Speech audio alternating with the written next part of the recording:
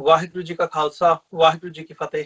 TV 84 ਦੇ ਸਾਰੇ ਦਰਸ਼ਕ ਤੇ ਸਰੋਤੇ ਜਿਹੜੇ ਇਸ ਵਕਤ ਸਾਡੇ ਨਾਲ ਜੁੜੇ ਹੋਏ ਆ ਨਾਰਥ ਅਮਰੀਕਾ ਦੇ ਵਿੱਚੋਂ ਜਾਂ ਸੋਸ਼ਲ ਮੀਡੀਆ ਦੇ ਰਾਹੀਂ ਸਾਨੂੰ ਦੁਨੀਆ ਭਰ ਦੇ ਵਿੱਚ ਦੇਖ ਰਹੇ ਆ, ਮੈਂ ਅਮਰਜੀਤ ਸਿੰਘ ਆਪ ਸਭ ਦਾ ਅੱਜ ਇਸ ਗੁਫ਼ਤਗੂ ਪ੍ਰੋਗਰਾਮ ਦੇ ਵਿੱਚ ਤਹਿ ਦਿਲੋਂ ਸਵਾਗਤ ਕਰਦਾ। ਵਿਊਜ਼, ਜਿਵੇਂ ਕਿ ਪਿਛਲੇ ਹਫਤੇ ਦੇ ਵਿੱਚ ਵੀ ਅਸੀਂ 1984 ਦੀ 36ਵੀਂ ਵਰ੍ਹੇਗੰਢ ਨੂੰ ਮੁੱਖ ਰੱਖਦਿਆਂ ਹੋਇਆ ਇਸ ਦੁੱਖ ਦੀ ਯਾਦ ਨੂੰ ਜਿੱਥੇ ਮਨਾ ਰਹੇ ਆ, ਸ਼ਹੀਦਾਂ ਨੂੰ, ਅਜੋਕੇ ਸਿੱਖ ਸੰਘਰਸ਼ ਦੇ ਜਿਹੜੇ ਸ਼ਹੀਦ ਨੇ ਸੰਤ ਜਰਨੈਲ ਸਿੰਘ ਤੇ ਉਹਨਾਂ ਦੇ ਨਾਲ ਜਿਹੜੇ ਸਾਰੇ ਸਾਡੇ ਵੀਰ ਸ਼ਹੀਦ ਹੋਏ ਆ, ਉਹਨਾਂ ਦੀ ਯਾਦ ਨੂੰ ਅਸੀਂ ਮਨਾ ਰਹੇ ਹਾਂ। ਉੱਥੇ ਹੀ ਨਾਲ ਨਾਲ ਜਿਹੜੇ ਕਈ ਤਰ੍ਹਾਂ ਦੇ ਸਵਾਲ ਅੱਜ ਕੌਮ ਦੇ ਵਿੱਚ ਉੱਠਦੇ ਨੇ, ਜਾਂ ਕਿਵੇਂ ਅਸੀਂ ਉਹਨਾਂ ਸ਼ਹੀਦਾਂ ਦੀਆਂ ਸ਼ਹਾਦਤਾਂ ਤੋਂ ਪ੍ਰੇਰਣਾ ਲੈ ਕੇ ਅੱਗੇ ਆਪਣੀ ਜ਼ਿੰਦਗੀ ਦੇ ਵਿੱਚ ਜਾਂ ਇਸ ਸੰਘਰਸ਼ ਨੂੰ, ਆਪਣੇ ਹੱਕਾਂ ਦੇ ਲਈ ਜਿਹੜੀ ਇਹ ਲਾਮਬੰਦੀ ਦਾ ਸੰਘਰਸ਼ ਹੈ, ਉਸ ਨੂੰ ਕਿਵੇਂ ਅੱਗੇ ਤੋਰ ਸਕਦੇ ਹਾਂ, ਇਸ ਬਾਬਤ ਵਿਚਾਰ ਚਰਚਾ ਕਰ ਰਹੇ ਹਾਂ। ਸੋ ਇਸੇ ਲੜੀ ਦੇ ਤਹਿਤ ਅੱਜ ਅਸੀਂ ਗੱਲਬਾਤ ਕਰਨ ਜਾ ਰਹੇ ਹਾਂ ਗੁਰਦੁਆਰਾ ਸਿੱਖ ਸੈਂਟਰ, ਗੁਰਦੁਆਰਾ ਸਿੱਖ ਨੈਸ਼ਨਲ ਸੈਂਟਰ ਹਿਊਸਟਨ ਤੋਂ ਸਾਡੇ ਨਾਲ ਜੁੜੇ ਹੋਏ ਨੇ ਡਾਕਟਰ ਹਰਦਮ ਸਿੰਘ ਆਜ਼ਾਦ। ਡਾਕਟਰ ਆਜ਼ਾਦ ਉਹ ਸ਼ਖਸੀਅਤ ਨੇ ਜਿਨ੍ਹਾਂ ਨੇ ਪਿਛਲੇ ਦਹਾਕਿਆਂ ਦੇ ਵਿੱਚ, ਖਾਸ ਤੌਰ ਤੇ 84 ਤੋਂ ਬਾਅਦ ਅਮਰੀਕਾ ਦੇ ਵਿੱਚ ਜਿੱਥੇ ਸਿੱਖ ਹੱਕਾਂ ਦੀ ਗੱਲ ਹੈ, ਭਾਵੇਂ ਉਹ ਇੱਥੇ ਦੇ ਜਿਹੜੇ ਲੋਕਲ ਇਸ਼ੂਜ਼ ਨੇ ਉਹਨਾਂ ਦੀ ਗੱਲ ਹੋਵੇ, ਜਦੋਂ ਸਿੱਖਾਂ ਨੂੰ ਕੋਈ ਇੱਥੇ ਆਫਤ ਆਉਂਦੀ ਹੈ, ਪਰੇਸ਼ਾਨੀ ਹੁੰਦੀ ਹੈ, ਜਾਂ ਜਦੋਂ ਗਲੋਬਲੀ ਅਸੀਂ ਦੇਖਦੇ ਹਾਂ ਤੇ ਸਿੱਖ ਕੌਮ ਤੇ ਜਿਹੜੀ ਇਹ ਭੀੜ ਬਣੀ ਹੋਈ ਹੈ 1984 ਤੋਂ ਬਾਅਦ, ਜਿਹੜਾ ਖਾਲਿਸਤਾਨ ਦਾ ਸੰਘਰਸ਼ ਹੈ, ਉਹਦੇ ਵਿੱਚ ਵੀ ਇਹਨਾਂ ਨੇ ਵੱਡਾ ਜਿਹੜਾ ਰੋਲ ਹੈ ਉਹ ਅਦਾ ਕੀਤਾ ਹੈ। ਡਾਕਟਰ ਹਰਦਮ ਸਿੰਘ ਆਜ਼ਾਦ ਸਾਡੇ ਨਾਲ ਇਸ ਵਕਤ ਜੁੜੇ ਹੋਏ ਆ। ਉਹਨਾਂ ਦੇ ਨਾਲ ਅਸੀਂ ਅੱਜ ਦੀ ਜਿਹੜੀ ਇਹ ਵਿਚਾਰ ਚਰਚਾ ਹੈ ਉਹਨੂੰ ਮੁੱਖ ਰੱਖਦਿਆਂ ਹੋਇਆ ਉਹਦੀ ਸ਼ੁਰੂਆਤ ਕਰਦੇ ਹਾਂ। ਡਾਕਟਰ ਸਾਹਿਬ, ਤੁਹਾਡਾ ਸਵਾਗਤ ਹੈ ਜੀ। ਵਾਹਿਗੁਰੂ ਜੀ ਕਾ ਖਾਲਸਾ, ਵਾਹਿਗੁਰੂ ਜੀ ਕੀ ਫਤਿਹ। ਸਾਰੇ ਸਰੋਤਿਆਂ ਨੂੰ ਵੀ ਵਾਹਿਗੁਰੂ ਜੀ ਕਾ ਖਾਲਸਾ, ਵਾਹਿਗੁਰੂ ਜੀ ਕੀ ਫਤਿਹ। ਡਾਕਟਰ ਸਾਹਿਬ, ਸ਼ੁਰੂਆਤ ਮੈਂ 1984 ਤੋਂ ਹੀ ਕਰਨਾ ਚਾਹੂੰਗਾ। ਸਭ ਤੋਂ ਪਹਿਲਾਂ ਤੁਹਾਡਾ ਜਿਹੜਾ ਪਰਸਨਲ ਐਕਸਪੀਰੀਅੰਸ ਹੈ, ਤੁਸੀਂ ਲੰਬੇ ਸਮੇਂ ਤੋਂ ਸੰਘਰਸ਼ ਨਾਲ ਜੁੜੇ ਹੋਏ ਹੋ, ਜਿਹੜੇ ਉਤਾਰ ਚੜਾਅ ਆਏ ਆ ਉਹਨਾਂ ਤੋਂ ਤੁਸੀਂ ਵਾਕਿਫ ਹੋ ਬਾਖੂਬੀ, ਤੇ ਪਿੰਡੇ ਤੇ ਤੁਸੀਂ ਹੰਢਾ ਰਹੇ ਹੋ ਤੇ ਲੀਡ ਕਰ ਰਹੇ ਹੋ। ਖਾਸ ਤੌਰ ਤੇ ਜਦੋਂ ਹਿਊਸਟਨ ਦੀ ਸਿੱਖ ਸੰਗਤ ਦੀ ਗੱਲ ਹੁੰਦੀ ਹੈ ਟੈਕਸਸ ਦੇ ਵਿੱਚ, ਤੇ ਉੱਥੇ ਤੁਸੀਂ ਲੀਡ ਕਰਦੇ ਹੋ ਗੁਰਦੁਆਰਾ ਜਿਹੜਾ ਹੈਗਾ ਤੁਹਾਡਾ ਸਿੱਖ ਨੈਸ਼ਨਲ ਸੈਂਟਰ, ਉਹਦੇ ਵਿੱਚ ਮੁੱਖ ਸੇਵਾਦਾਰ ਦੇ ਤੌਰ ਤੇ ਵੀ ਤੁਸੀਂ ਜਿਹੜੀ ਹੈ ਸੇਵਾ ਨਿਭਾ ਰਹੇ ਹੋ। ਸੋ ਕਿਵੇਂ ਆਪਣੇ ਪਰਸਨਲ ਐਕਸਪੀਰੀਅੰਸ ਦੇ ਵਿੱਚੋਂ ਮੈਂ ਚਾਹੂੰਗਾ ਕਿ ਤੁਸੀਂ ਜ਼ਰੂਰ 1984 ਬਾਰੇ ਤੇ ਉਹ ਤੋਂ ਬਾਅਦ ਜਿਹੜਾ ਤੁਹਾਡਾ ਸਫ਼ਰ ਹੈ ਸੰਘਰਸ਼ ਦੇ ਨਾਲ, ਉਹਦਾ ਜਿਹੜਾ ਤੁਹਾਡਾ ਐਕਸਪੀਰੀਅੰਸ ਹੈ ਉਹ ਜ਼ਰੂਰ ਤੁਸੀਂ ਸਾਡੇ ਨਾਲ ਸਾਂਝਾ ਕਰ ਸਕੋ। ਫਿਰ ਗੱਲਬਾਤ ਨੂੰ ਹੋਰ ਅੱਗੇ ਤੋਰਦੇ ਹਾਂ।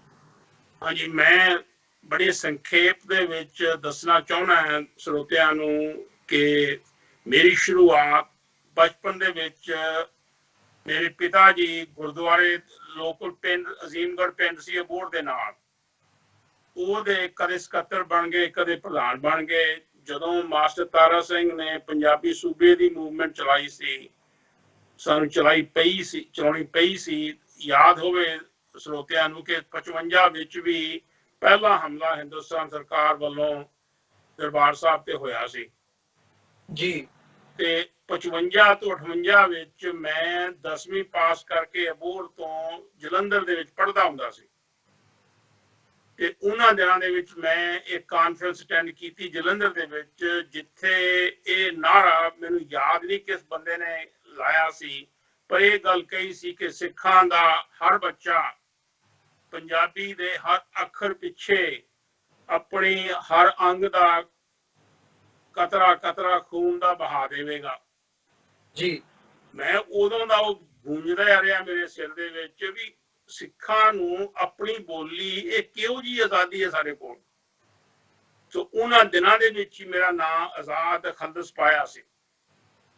ਉਸ ਤੋਂ ਬਾਅਦ ਮੈਂ ਅਮਰੀਕਾ ਆ ਗਿਆ। ਸਨ 58 ਤੋਂ ਸਨ 62 ਦੇ ਵਿੱਚ ਮੈਂ ਓਵਰਸੀ ਕਰਦਾ ਸੀ ਰਾਜਸਥਾਨ ਨਹਿਰ ਦੇ ਉੱਤੇ। ਮੈਨੂੰ ਇਹ ਅਹਿਸਾਸ ਸੀ ਕਿ ਮੈਂ ਇਹ ਨਹਿਰ ਦਾ ਪਾਣੀ, ਜੋ ਪੰਜਾਬ ਦਾ ਪਾਣੀ ਹੈ, ਉਹ ਰਾਜਸਥਾਨ ਕਨਾਲ ਉਹਨੂੰ ਕਹਿੰਦੇ ਸੀ, ਰਾਜਸਥਾਨ ਭੇਜਿਆ ਜਾ ਰਿਹਾ ਪਾਣੀ, ਤੇ ਉਹਦਾ ਕੋਈ ਮੁਆਵਜ਼ਾ ਵਗੈਰਾ ਪੰਜਾਬ ਨੂੰ ਨਹੀਂ ਮਿਲਿਆ। ਸੋ ਮੇਰੇ ਮਨ ਦੇ ਵਿੱਚ ਏਦਾਂ ਦੇ ਸਵਾਲ ਸੀਗੇ ਜਦੋਂ ਮੈਂ ਸਨ 62 ਦੇ ਅਖੀਰ ਦੇ ਵਿੱਚ ਅਮਰੀਕਾ ਪੜ੍ਹਨ ਆਇਆ ਇੱਥੇ ਜੀ। ਤੇ ਮੈਂ ਪੜ੍ਹਾਈ ਸ਼ੁਰੂ ਕੀਤੀ ਇੱਥੇ, ਕਿਉਂਕਿ ਮੇਰੇ ਪਿੱਛੇ ਪੰਜਾਬ ਦੇ ਵਿੱਚ BA ਵਾਇਆ ਬਠਿੰਡਾ ਕਹਿੰਦੇ ਸੀ। ਮੈਂ ਪੜ੍ਹਾਈ ਜਦੋਂ ਓਵਰਸੀ ਲੱਗਾ ਸੀ ਉਹਨਾਂ ਦਿਨਾਂ ਦੇ ਵਿੱਚ ਮੈਂ ਗਿਆਨੀ ਕੀਤੀ ਤੇ BA ਇੰਗਲਿਸ਼ ਤੇ ਸੋਸ਼ੀਓਲੋਜੀ ਤੇ BA ਇਕਨੋਮਿਕਸ ਇਦਾਂ ਦੇ ਕਰਕੇ ਮੇਰੇ ਕੋਲ BSc ਤੇ ਡਿਪਲੋਮਾ ਇਨ ਸਿਵਲ ਇੰਜੀਨੀਅਰਿੰਗ ਸੀਗਾ ਮੇਰਚੰਦ ਪੋਲੀਟੈਕਨਿਕ ਜਲੰਧਰ ਤੋਂ ਜੀ। ਉਸ ਆਧਾਰ ਦੇ ਉੱਤੇ ਮੈਂ ਸਿਰਫ 3 ਸਮੈਸਟਰਾਂ ਦੇ ਵਿੱਚ ਇੱਥੇ ਕੈਂਸ ਸਟੇਟ ਦੇ ਚੋਂ bachelors of civil engineering the degree ਪ੍ਰਾਪਤ ਕੀਤੀ। ਉਸ ਤੋਂ ਬਾਅਦ ਯੂਨੀਵਰਸਿਟੀ ਮਿਸੂਰੀ ਕੋਲੰਬੀਆ ਤੋਂ ਮਾਸਟਰਸ ਐਨਵਾਇਰਨਮੈਂਟਲ ਇੰਜੀਨੀਅਰਿੰਗ ਦੀ ਤੇ ਉਸ ਤੋਂ ਬਾਅਦ ਯੂਨੀਵਰਸਿਟੀ ਮਿਸ਼ੀਗਨ ਐਂਡ ਹਾਰਬਰ ਤੋਂ ਮੈਂ PhD ਕੀਤੀ ਐਨਵਾਇਰਨਮੈਂਟਲ ਇੰਜੀਨੀਅਰਿੰਗ ਦੀ ਸਨ 68 ਦੀ ਗੱਲ ਹੈ ਜੀ। ਤੇ ਸਰੋਤਿਆਂ ਨੂੰ ਇਹ ਵੀ ਪਿਛੋਕੜ ਦਾ ਕਿ ਇਸ ਦੌਰਾਨ ਸਨ 62 ਤੋਂ ਲੈ ਕੇ 68 ਤੱਕ ਮੇਰੇ ਸੱਚੀ ਗੱਲ ਹੈ ਸਿੱਖੀ ਵਾਲੀ ਕੋਈ ਗੱਲ ਨਹੀਂ ਸੀ ਵਿੱਚ ਰਹੀ। ਆਪਣਾ ਰੁਝੇਵਿਆਂ ਦੇ ਵਿੱਚ ਭੁੱਲ ਭੱਲ ਗਿਆ ਸੀ। ਮੈਂ ਕੇਸ ਵੀ ਕਤਲ ਕਰਵਾਤੇ ਸੀ ਜਿਹਨੇ ਬਹੁਤਿਆਂ ਲੋਕਾਂ ਨੇ ਮੇਰੇ ਤਰ੍ਹਾਂ ਹੀ ਕੀਤਾ ਸੀ ਕੰਮ। ਜਦੋਂ ਲੰਡਨ ਕੋਈ ਦੋਸਤ ਸੀਗਾ ਉੱਥੋਂ ਕਰਵਾਤੇ, ਇੱਥੇ ਆ ਕੇ ਕਰਵਾਤੇ। ਸਾਨੂੰ ਇਹ ਕਦਰੋ ਕੀਮਤ ਕੇਸਾਂ ਦੀ ਕੀ ਹੈਗੀ ਹੈ ਨਹੀਂ ਸੀ ਉਸ ਮਹੱਤਤਾ ਦਾ ਪਤਾ, ਨਹੀਂ ਸੀ ਖਿਆਲ ਦਿਲ ਦੇ ਵਿੱਚ।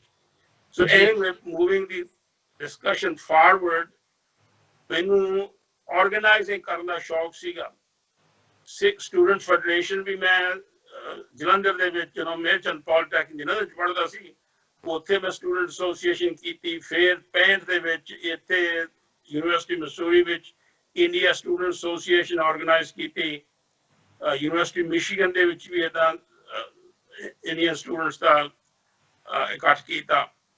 ਸੋ ਮੈਨੂੰ 68 ਡਿਟਰੋਇਟ ਤੋਂ ਅਸੀਂ ਗੁਰਦੁਆਰਿਆਂ ਵੱਲ ਸਾਨੂੰ ਗੁਰਦੁਆਰਿਆਂ ਦੀ ਲੋੜ ਹੈਗੀ ਹੈ। ਉੱਥੋਂ ਗੁਰਦੁਆਰਿਆਂ ਦੇ ਵਿੱਚ as an organiser, not as ਧਰਮ ਨਾਮ ਸਿਮਰਨ ਵਗੈਰਾ ਇਹ ਹੈ ਨਹੀਂ ਸੀ ਮੇਰੇ ਵਿੱਚ ਉਹਨਾਂ ਦਿਨਾਂ ਦੇ ਵਿੱਚ। ਹੁਣ ਹੈਗੇ ਗੁਰੂ ਦੀ ਕਿਰਪਾ ਦੇ ਨਾਲ ਜੀ।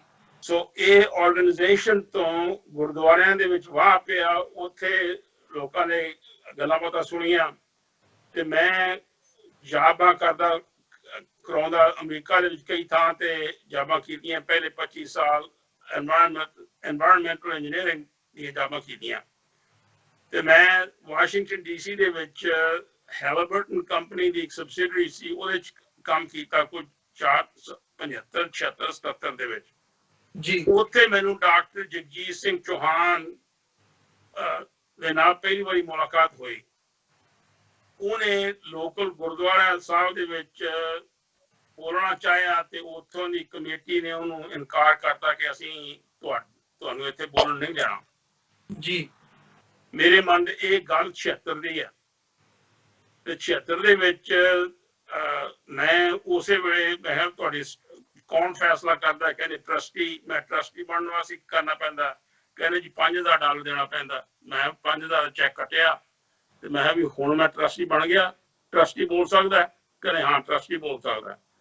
ਤੇ ਮੈਂ ਸੰਗਤ ਨੂੰ ਖੜੇ ਹੋ ਕੇ ਬੇਨਤੀ ਕੀਤੀ ਕਿ ਜਗਜੀਤ ਸਿੰਘ ਚੌਹਾਨ ਮੇਰੇ ਘਰੇ ਅਗਲੇ ਸੈਟਰਡੇ ਨੂੰ ਬੋਲੂਗਾ, ਜਿਨ੍ਹਾਂ ਸੰਗਤਾਂ ਨੇ ਉਹਨੂੰ ਸੁਣਨਾ ਹੈਗਾ ਪਲੀਜ਼ ਉੱਥੇ ਆ ਜਾਓ, ਲੰਗਰ ਵੀ ਗੁਰੂ ਘਰ ਵਰਤੂਗਾ। ਉੱਥੋਂ ਮੈਨੂੰ ਜਾਗ ਲੱਗੀ ਵੀ ਖਾਲਿਸਤਾਨ ਦੀ ਕੀ ਕਹਾਣੀ ਹੈਗੀ ਹੈ। ਇਹ ਸਨ 76 ਦੀ ਗੱਲ ਹੈ ਜੀ। ਅਸੀਂ ਉੱਥੋਂ ਮੈਂ ਮੂਵ ਹੋਇਆ ਹਿਊਸਟਨ ਦੇ ਵਿੱਚ 77-78 ਦੇ ਵਿੱਚ। ਪਹਿਲੀ ਸੰਸਥਾ ਅਸੀਂ ਬਣਾਈ, ਮੈਨੂੰ ਇਹ ਸ਼ੌਕ ਸੀ ਸੰਸਥਾਵਾਂ ਬਣਾਉਣ ਦਾ ਵੀ, Sikh council of north America. Sikh council of north America ਨੇ ਹੀ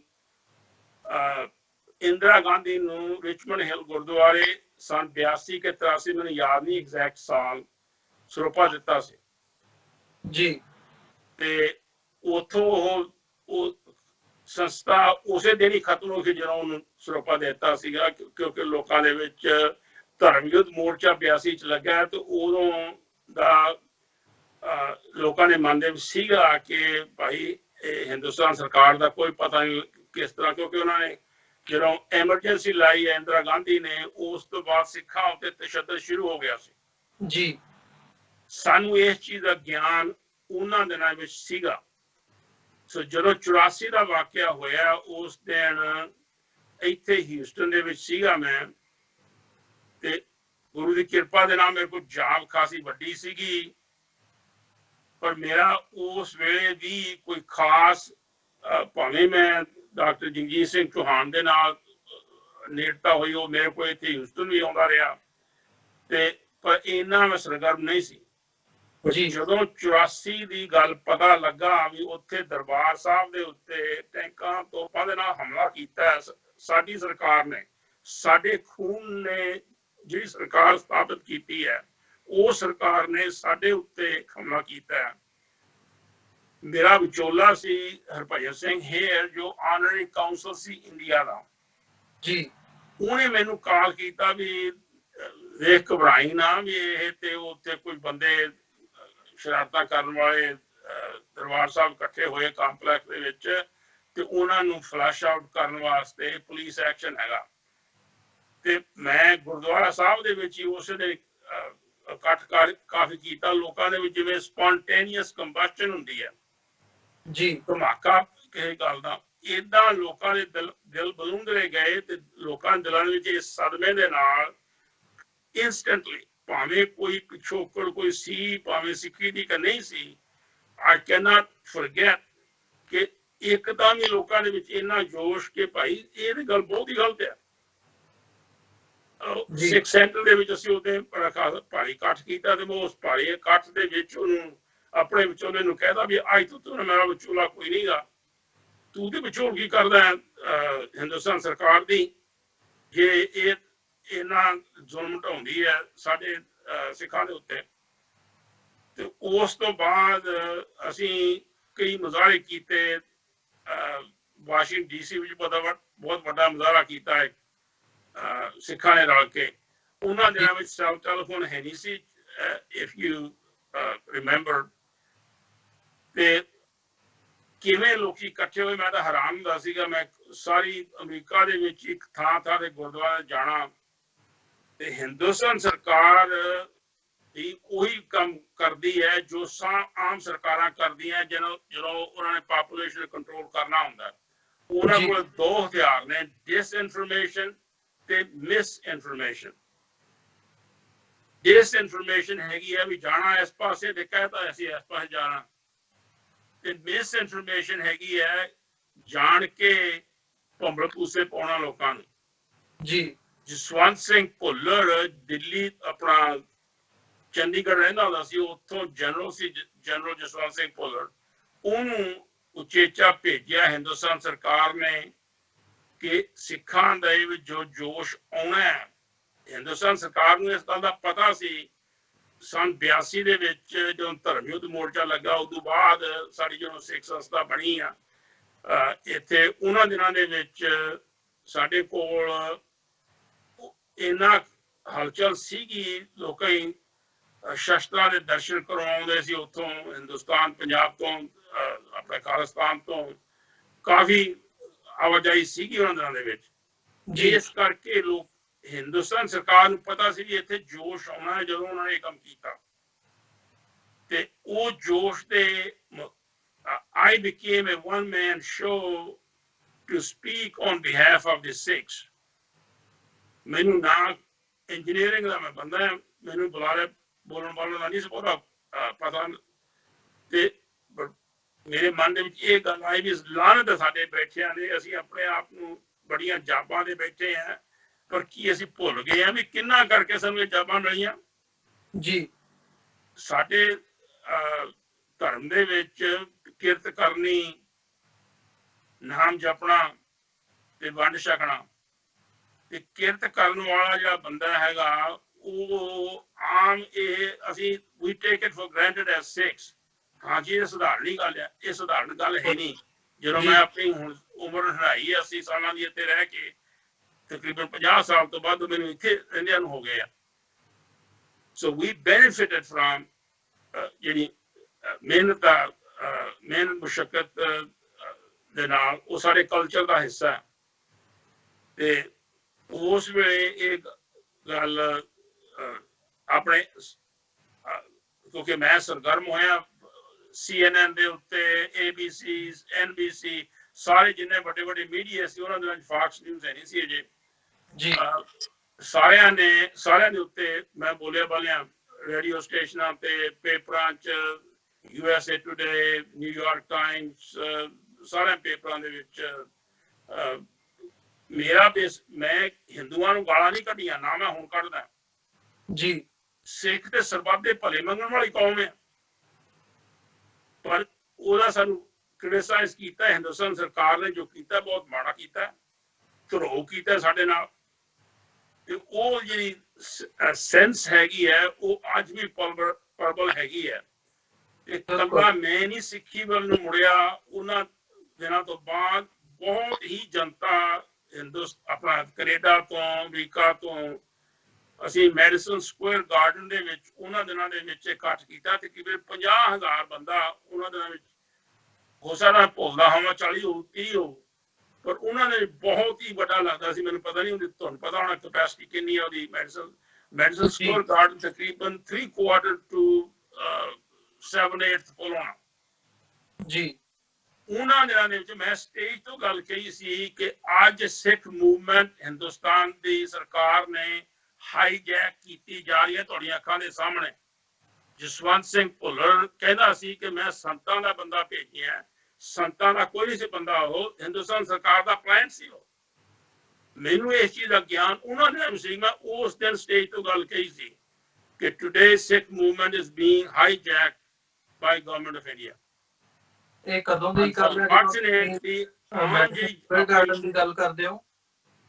ਹਾਂਜੀ, ਇਹ ਕਦੋਂ ਦੀ ਗੱਲ ਹੈ ਜਿਹੜਾ ਇਕੱਠ ਮੈਡੀਸਨ ਸਕੁਅਰ ਗਾਰਡਨ ਦੀ ਗੱਲ ਕਰਦੇ ਹੋ ਤੁਸੀਂ? 84 ਦੇ ਅਖੀਰ ਦੀ ਗੱਲ ਹੈ ਜੀ, sometime in 84। ਉਦੋਂ ਕਿਉਂਕਿ ਸਪੌਂਟੇਨੀਅਸ ਦਿਲਚਸਪੀ ਸੀ ਉੱਥੇ। ਨਿਊਯਾਰਕ ਹੁੰਦਾ ਸੀ ਇੱਕ ਬੰਦਾ ਅਮਰਜੀਤ ਸਿੰਘ ਆਲੂਵਾਲੀਆ, ਉਹ ਚੱਲ ਬਸਿਆ। ਉਦੋਂ ਬਾਅਦ ਉਹਨੇ ਬੜੀ ਦੁਬਾਰਾ ਸਾਨੂੰ ਯਾਦ ਕਰਾਇਆ ਕਿ ਆਲੂਵਾਲੀਆ ਕਿਸੇ ਵੇਲੇ ਸਾਡੇ ਵੱਡੇ ਇਤਿਹਾਸ ਦਾ ਹਿੱਸਾ ਸੀਗਾ। ਉਸੇ ਤਰ੍ਹਾਂ ਉਹਨੇ ਬਹੁਤ ਇਕੱਠ ਕੀਤਾ। ਸੋ ਉਹਨਾਂ ਦਿਨਾਂ ਦੇ ਵਿੱਚ ਉਹ ਕੈਨੇਡਾ ਤੋਂ, ਇੰਗਲੈਂਡ ਤੋਂ, ਹੋਰਾਂ ਥਾਵਾਂ ਤੋਂ ਸਾਰੇ ਬੰਦੇ ਇਕੱਠੇ ਆਏ ਸੀ। ਇਕੱਲੇ ਅਮਰੀਕਾ ਦੇ ਨਹੀਂ ਸੀ ਉਹ। 50,000 ਬੰਦਾ ਮੈਂ ਗੱਲ ਕਰਦਾ। ਉਸ ਤੋਂ ਬਾਅਦ ਅਸੀਂ 2-3 ਮਸਾਲੇ ਹੋਰ ਵੱਡੇ ਕੀਤੇ। ਆਪਣਾ ਰਾਜੀਵ ਗਾਂਧੀ, ਇੰਦਰਾ ਗਾਂਧੀ ਮਰਨ ਤੋਂ ਬਾਅਦ। ਤੇ ਮੈਂ ਇਹ ਗੱਲ ਆਪਣਾ ABC ਦੀ ਨਾਈਟ ਲਾਈਨ ਦੇ ਉੱਤੇ ਗੱਲ ਕਹੀ ਸੀ। ਉਸ ਨਾਈਟ ਲਾਈਨ ਜਦੋਂ ਇੰਦਰਾ ਗਾਂਧੀ ਮਰੀ ਹੈ ਕਿ I have mixed emotions ਜੀ।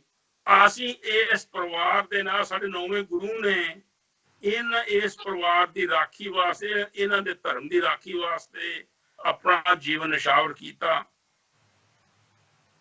ਅਸੀਂ ਸਿੱਖਾਂ ਨੇ, ਇੱਥੋਂ ਗਦਰੀ ਬਾਬਿਆਂ ਨੇ ਹਿੰਦੁਸਤਾਨ ਨੂੰ ਆਜ਼ਾਦ ਕਰਾਉਣ ਵਾਸਤੇ ਇੰਨਾ ਹਿੱਸਾ ਪਾਇਆ। ਤੇ 80-85-90% ਲੋਕੀ ਜੇ ਫਾਂਸੀ ਦੇ ਚੜੇ, ਕਾਲੇ ਪਾਣੀ ਗਏ, ਉਹ ਸਿੱਖ ਸੀਗੇ। ਇੰਨਾ ਕੁਝ ਹੁੰਦਿਆਂ ਹੋਇਆਂ ਏਡੀ ਛੇਤੀ 2 ਪੁਸ਼ਤਾਂ ਵਿੱਚ ਭੁੱਲ ਗਏ। ਕਿੱਥੇ ਜੀ ਵਫਾਦਾਰੀ? ਕਹੇ ਤਾਂ ਹੁੰਦੇ ਸੀਗੇ ਕਿ ਅਸੀਂ ਜੀ ਹਿੰਦੂ ਸਿੱਖ ਭਾਈ। ਉਹ ਭਾਈ ਜੇ ਭਾਈ ਇਹ ਵਤੀਰਾ ਕਰਨਗੇ ਸਾਡੇ ਨਾਲ, ਤੇ ਦੁਸ਼ਮਣ ਕਹਿੰਦਾ ਕੀ ਕੋਈ ਕਰਨਗੇ। ਸੋ ਵੀ ਵਰ ਉਸ ਤੋਂ ਬਾਅਦ ਵਰਲਡ ਸਿੱਖ ਆਰਗੇਨਾਈਜੇਸ਼ਨ WSO ਹੋਂਦ ਵਿੱਚ ਆਏ। ਉਸ ਦਿਨ ਉਹ ਜਸਵੰਤ ਸਿੰਘ ਭੁੱਲਰ ਦਾ ਤੇ ਅਨਫੋਰਚੂਨੇਟਲੀ ਯੂਨੀਵਰਸਿਟੀ ਤੋਂ ਦਿਦਾਰ ਸਿੰਘ ਬੈਂਸ ਦਾ ਹਿੱਸਾ ਸੀ।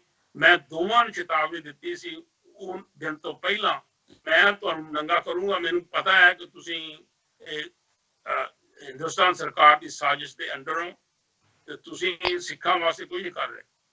ਮੇਰੇ ਨਾਲ ਗੁਰਦੁਆਰਿਆਂ ਦੇ ਵਿੱਚ ਲੈਕਚਰ ਕਰ ਰਹੇ ਖਾਲਿਸਤਾਨ ਜੀ, ਹਾਂ ਜੀ ਸਾਨੂੰ ਰਾਜ ਭਾਗ ਸਿੱਖਾਂ ਨੂੰ ਚਾਹੀਦਾ ਹੈ, ਇਹੋ ਜਿਹੇ ਲੈਕਚਰ ਥਾਂ ਗੁਰਦੁਆਰਿਆਂ ਦੇ ਵਿੱਚ। ਤੇ ਉਹਨਾਂ ਹੀ ਬੰਦਿਆਂ ਨੇ ਜਦੋਂ ਤੁਹਾਡੀ ਜੀਭ ਕੱਟੀ ਜਾਂਦੀ ਹੈ, ਜਦੋਂ ਪਬਲਿਕ ਆਮ ਪ੍ਰੈਸ ਵਿੱਚ ਜਾਣਾ ਤੇ ਉੱਥੇ ਕਹਿਣਾ ਜੀ ਆਜ਼ਾਦ ਨੂੰ ਸੱਦ ਲਓ, ਯੂਨੀਵਰਸਿਟੀ ਵੀ ਆਜ਼ਾਦ ਨੂੰ ਸੱਦ ਲਓ, ਫਲਾਣੇ ਦਾ। ਤੇ ਮੈਨੂੰ ਇਹ ਸਮਝ ਆ ਗਈ ਵੀ ਅਸੀਂ ਕੁਝ ਲੋਕ ਕੌਮ ਦੇ ਨਾਲ ਗੱਦਾਰੀ ਕਰਨ ਦੀ ਸਾਨੂੰ ਪਤਾ ਨਹੀਂ ਆਦਤ ਭੈੜੀ ਪਈ ਹੋਈ ਹੈ ਜੀ। ਸੋ ਆਈ ਬਿਗਨ ਟੂ ਸੀ। ਤੇ ਉਹਨਾਂ ਦਿਨਾਂ ਦੇ ਵਿੱਚੋਂ ਫਿਰ ਉਹ ਜੋ ਇੱਕ ਦਫਾ ਉਹ ਆਇਆ ਮਨ ਦੇ ਜੇ ਗੁਬਾਰ, ਤੇ ਉਦੋਂ ਬਾਅਦ ਆਈ ਫੈਲਟ, ਮੈਂ ਉਹਦੇ ਬਾਅਦ ਅੰਮ੍ਰਿਤ ਵੀ ਛਕਿਆ। ਆਪਣਾ ਸਿੱਖੀ ਬਾਣਾ ਵਿੱਚ ਆਇਆ 84 ਤੋਂ ਪਹਿਲਾਂ ਕਦੇ ਕੱਟ ਲੈਣੇ ਪਰ ਕਦੇ ਰੱਖ ਲੈਣੇ ਜੀ। ਇਸ ਤਰ੍ਹਾਂ ਮੈਨੂੰ ਘੱਟੋ ਘੱਟ 40-50 ਬੰਦਿਆਂ ਦਾ ਪਤਾ ਜਿਨ੍ਹਾਂ ਨੇ ਇਹੋ ਕੁਝ ਕੀਤਾ। ਸੋ ਇਹ 84 ਸਾਨੂੰ ਨਾ ਭੁੱਲਣ ਵਾਲੀ ਚੀਜ਼ ਹੈ, ਇਹ ਨਾ ਇਹ ਬਖਸ਼ਣ ਵਾਲੀ ਚੀਜ਼ ਆ।